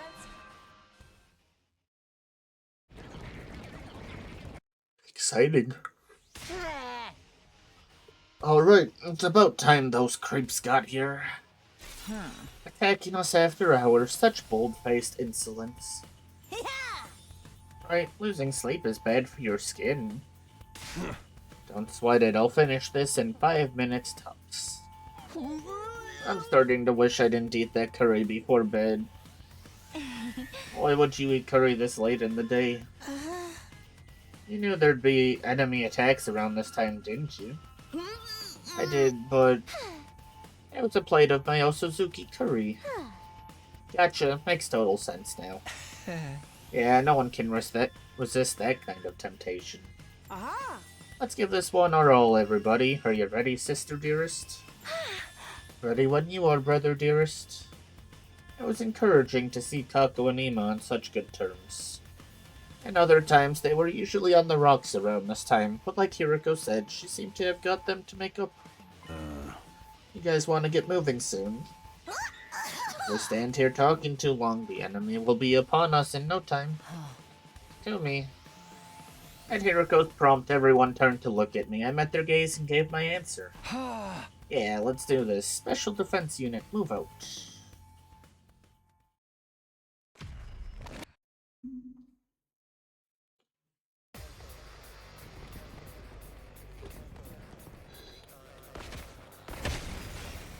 Oh, weird.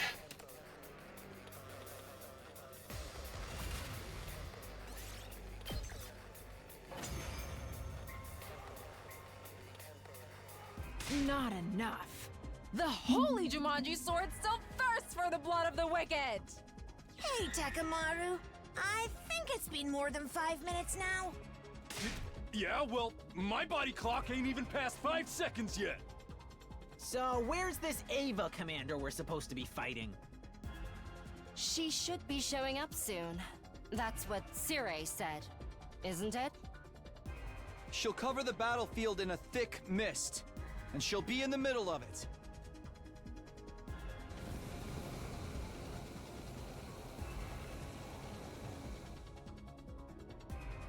Yippee. Hi, Ava. Is this that mist we were warned about? It's kind of messing with my balance. Feels like I'm gonna spew a whole bunch of carrots and sweet potatoes. Ugh, Siri was right. Fighting with this stuff everywhere won't be easy. Ima, Kako, this is where you two come in. That's always how we've won this battle in other timelines. Your skills complement each other perfectly. If you can work together. Say no more. My dear brother and I just have to Show everyone how strong our sibling love really is!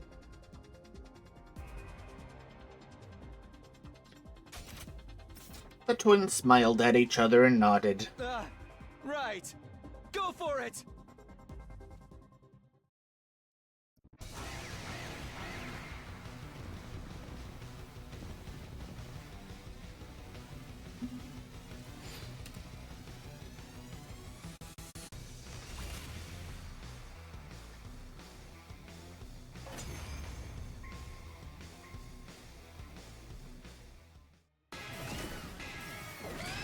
Here we go.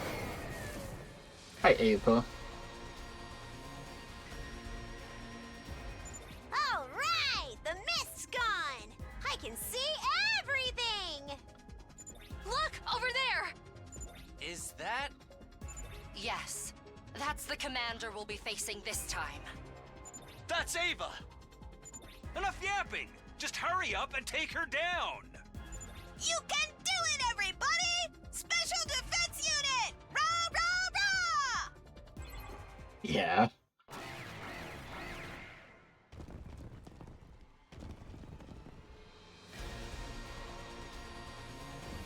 More mist. Eee.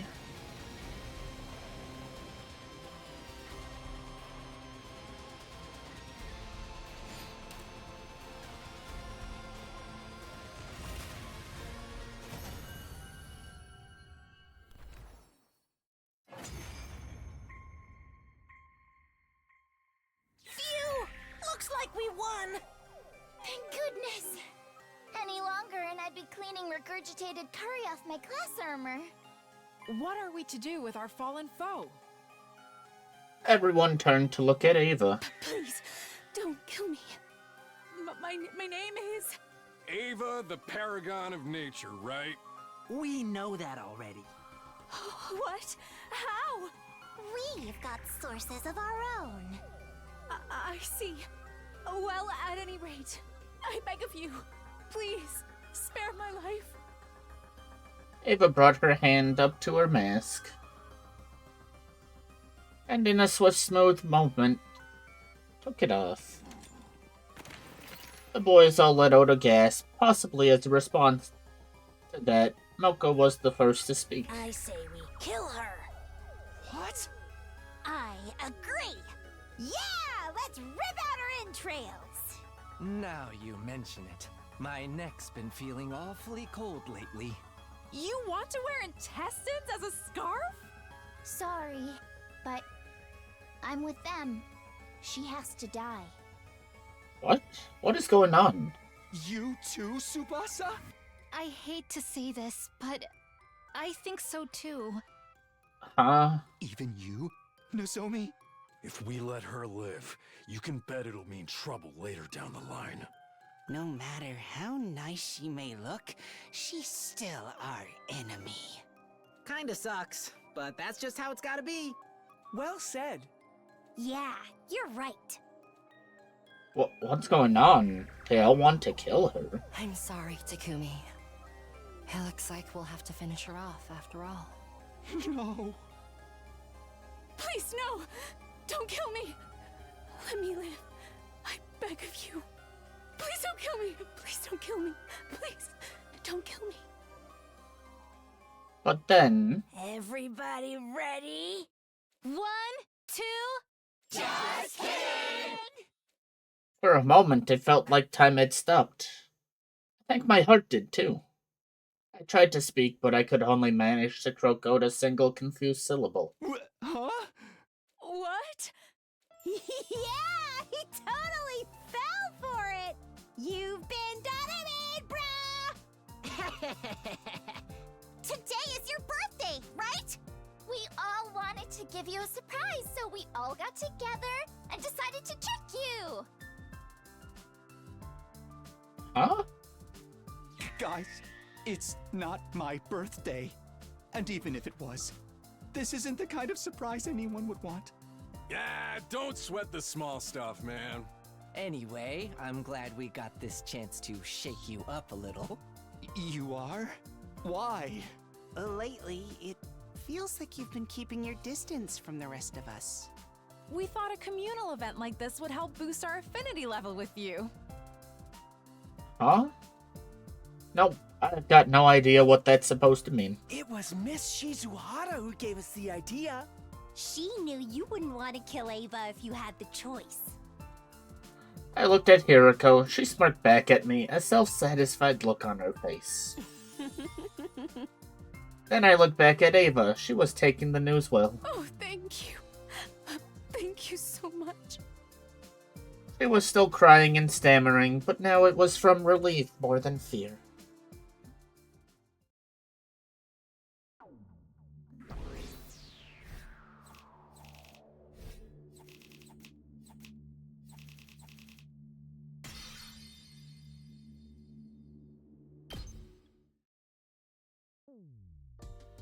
After the battle, Ava was officially taken prisoner and detained in the courtyard. She obviously had no way of knowing how Ado had escaped those cages, so there wouldn't be any problem with keeping her in one. It was late, so we didn't have any kind of post-battle celebration. Everyone seemed pretty happy, though, both with our victory and how successfully they'd pranked me. They all went back to their rooms with smiles on their faces. That just left me and Hiroko. She was still smiling that same infuriating smile. I can tell you're dying to ask, so I won't beat around the bush. This whole thing was my idea, just like Ima and Kako said. I genuinely did agree with you that we should spare Ava, so I took the opportunity to convince everyone of that, while also setting up the surprise. Were Siri and Nigo in on this too? Of course, at first they were opposed to letting her live, but then I gave them some tips on how to improve their dolmenic cognitive reconstruction therapy. With this new and improved version, the brainwashing won't come undone, provided she isn't subjected to any powerful shocks. Ava will remain our loyal ally right up to day 100. I don't like this, what? Once they heard that, they agreed to it readily enough. Why did you do it? Did what? Why did you set up this cruel surprise in the first place?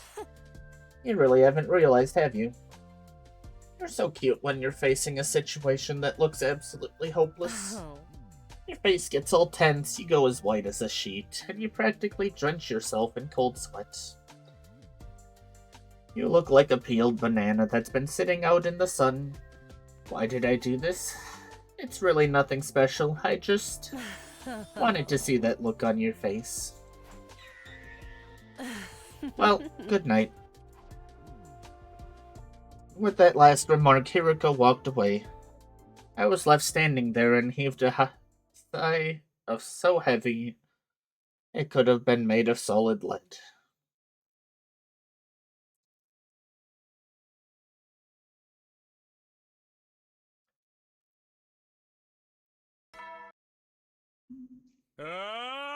Get ready, prepare, be ready to give your...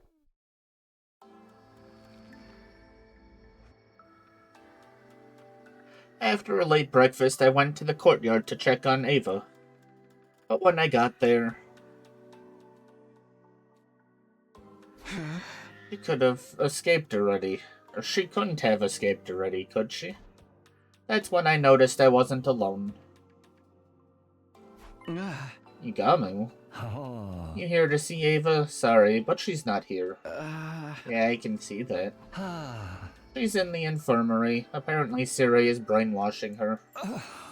Oh, I'm so jealous. You think he'll throw in some physical torture to really make the conditioning sink in? I'm getting chills imagining what kind of atrocities he's committing in there. I wish I could be there to watch. Siri was very firm, though. No one's allowed in until the process is complete. How mortifying. I don't like this. I reluctantly gave up on talking to Ava and headed for the library. When I arrived, somebody else was there. Somebody else was already there. Hiroko. You're late. Have you been off shooting the breeze somewhere? Yeah, I almost hit it too. I told Hiroko about Ava. Her reaction was more or less what I'd expected. I don't want to sound too dismissive, but you already knew she was going to be brainwashed once we took her prisoner. I guess so, but... Take your mind off it and get to work. Back to looking for the book, huh? One more thing before you start. Your joke about shooting the breeze and almost hitting it just now, it wasn't the least bit funny. Alright, let's get to it. In that moment, my face probably looked like a peeled banana that had been in the sun too long. But I didn't want to give Hiroko the satisfaction of seeing it. I turned away and began examining the books on the shelves, searching for the title we wanted.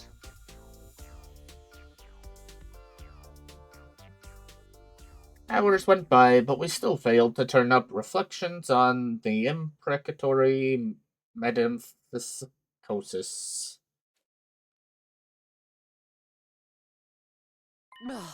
Don't get discouraged, we've still only searched 40% of what's here. So we're not even halfway, that's depressing. No, it means we still have hope. If we'd searched everything and still hadn't found it, that would be depressing. I admire your optimism. While I sighed in exhaustion, Hiroko tapped her glasses by her temple. It's almost evening, let's call it a day here. Already? Don't forget what Shoma said yesterday. Lately, it feels like you've been keeping your distance from the rest of us. As our captain, you need to maintain a good relationship with all your team members. That's true. So you want me to use this time to go hang out with someone? Hiroko nodded. I'll go crazy if I have to spend the whole day in here. I'm going to go somewhere else for a while, so you may as well take a break too.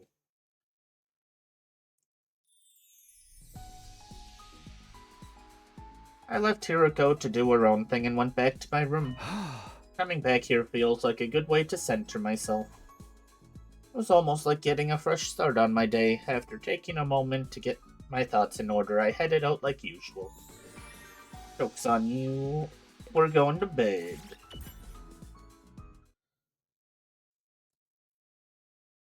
Evening came and went. On my way back to my room after dinner, I happened to see Hiroko in the hallway. She didn't notice me and kept on walking until she reached the door to the gym. She opened it and went inside. What could she be doing in there? Curious, I followed her.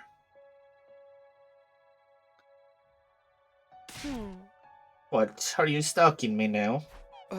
No, I just saw you going in here and wondered if something was up. Nothing's up here, apart from the punching bags, the lights, and that weird statue. So what are you doing? It's hard to explain, but I just got the feeling that I'd find him in here. Him? Do you mean me? Shion. Shion? Yes, that's my name, though I'm not really used to it yet. Apparently it's what I was called in some of the other timelines you've experienced. I was majorly confused now. What's going on here?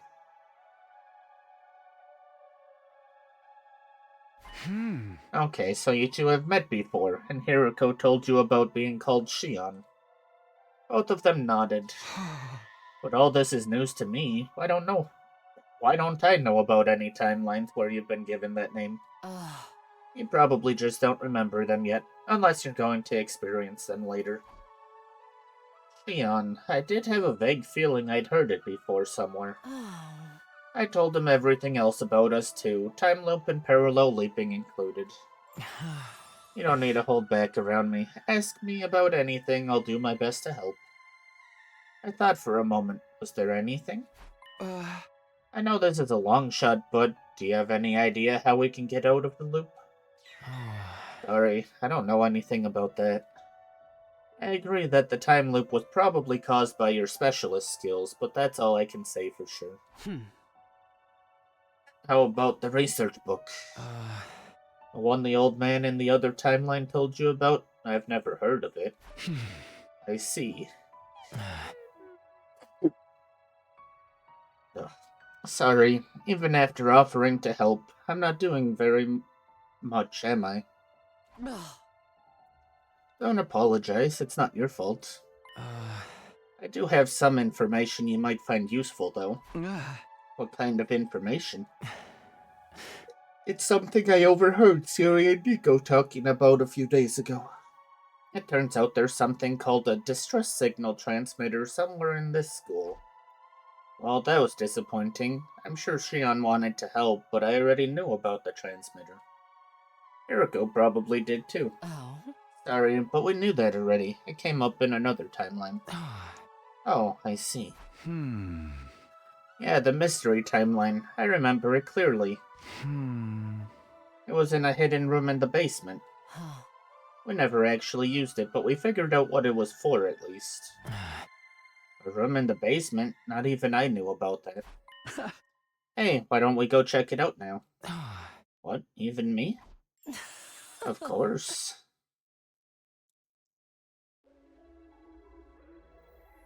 We arrived at the stairway, ducked underneath it, and touched the wall. And then...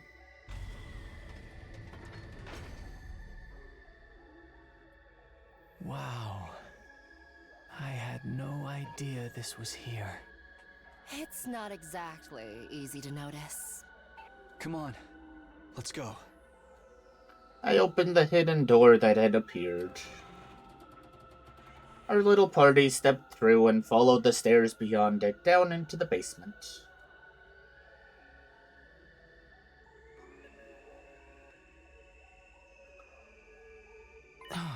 So this is the distress signal transmitter. Do you know what it's for, Shion? I think so, based on what Siri and Nigo said anyway. Oh. Tell us just in case. It's worth checking if it lines up with what we know. Huh? Alright. But there's some specialized terms involved that I'd like to clarify first. The school we're in now, Last Defense Academy, is also referred to as the first campus, or number 1. And second to Last Defense Academy is the second campus, or number 2. Likewise, the members of the Special Defense Unit who started out here are sometimes called Team 1, while Nozomi, Moko, and the others are Team 2. I remember hearing something like that before. Was that in the mystery timeline as well? I tried to remember while I listened to Shion's explanation. It was more or less what I'd expected. The distress signal transmitter was put here in the event of all but one member of Team 1 died. No matter how strong they were, a single fighter wouldn't be able to win this war on their own. Instead, they'd be extracted and put on standby while the people in charge put together a fresh team for a new attempt. Once the correct series of codes had been entered into the transmitter, it would, well, transmit a distress signal. If the artificial satellite were to receive it, they'd send a rescue craft to the school. A survivor would get on board and be taken back to the satellite. Also, the rescue craft has a maximum weight capacity of 2 tons. Siri said the rest of the unit's bodies can be put on board to prevent them from falling into enemy hands. Huh? That's the first time I've heard about that. Sounds like you might have some new information for us after all. Go on, Shion. Oh. Looking at the grate in the wall, I thought that was a person hiding there just in sight. No, that's part of the fan. Broken, but part of it. Leon nodded and continued. When a member of the Special Defense Unit dies and loses all their cryptoglobin, they enter a state known as total death. After entering total death, something called a liver mortis code appears on their back. To send the distress signal, the survivor needs to input 9 codes, 1 for each member of Team 1 besides themselves. That's their way of proving everyone else is dead. Then the distress signal is sent and the extraction is authorized. I'm guessing the 2 teams were never meant to come together like we have here. Only the liver mortis codes from Team 1 are required to send the signal. I thought so. Oh? Was there anything else? Yes, if the codes entered are incorrect, everyone in the room will be killed. Poison gas will come out of those tanks over there. It's a terrifying toxic gas capable of melting any object into a soupy mess. Siri and Nigo said that gas masks or protective clothing won't do anything to stop it. Huh? That's all I know. Did I tell you anything new? Hiriko and I shook our heads. It's more or less the same as what we already knew. Apart from the rescue craft's maximum capacity. So I wasn't very useful after all. That's not true. Yeah, it's enough that you reminded us that this place exists. Really? Well, that's good. Leon looked a little happier after hearing that. I'm sorry, I have to go. I've stayed out longer than I should have today. If I don't get back soon, my energy output will start to fall behind. Goodbye for now. With that, Shion faded away and disappeared.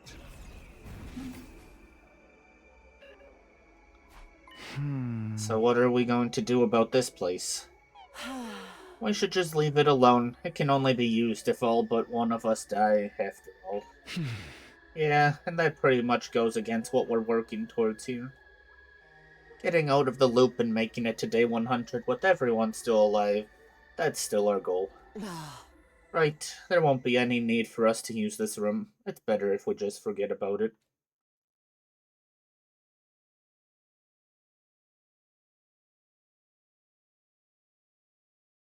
I kinda expected that to be a lock. I am going to be done here for tonight, though. We made 13-day progress.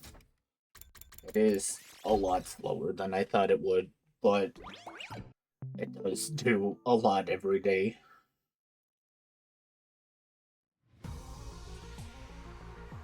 And it's touching on, like, every timeline at this point.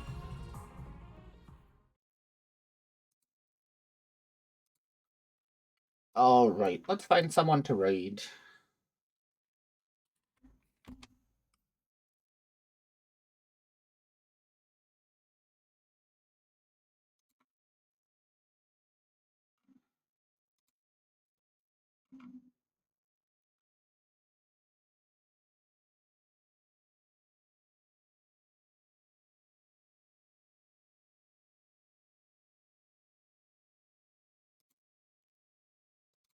Yeah, we'll raid this one. Why not?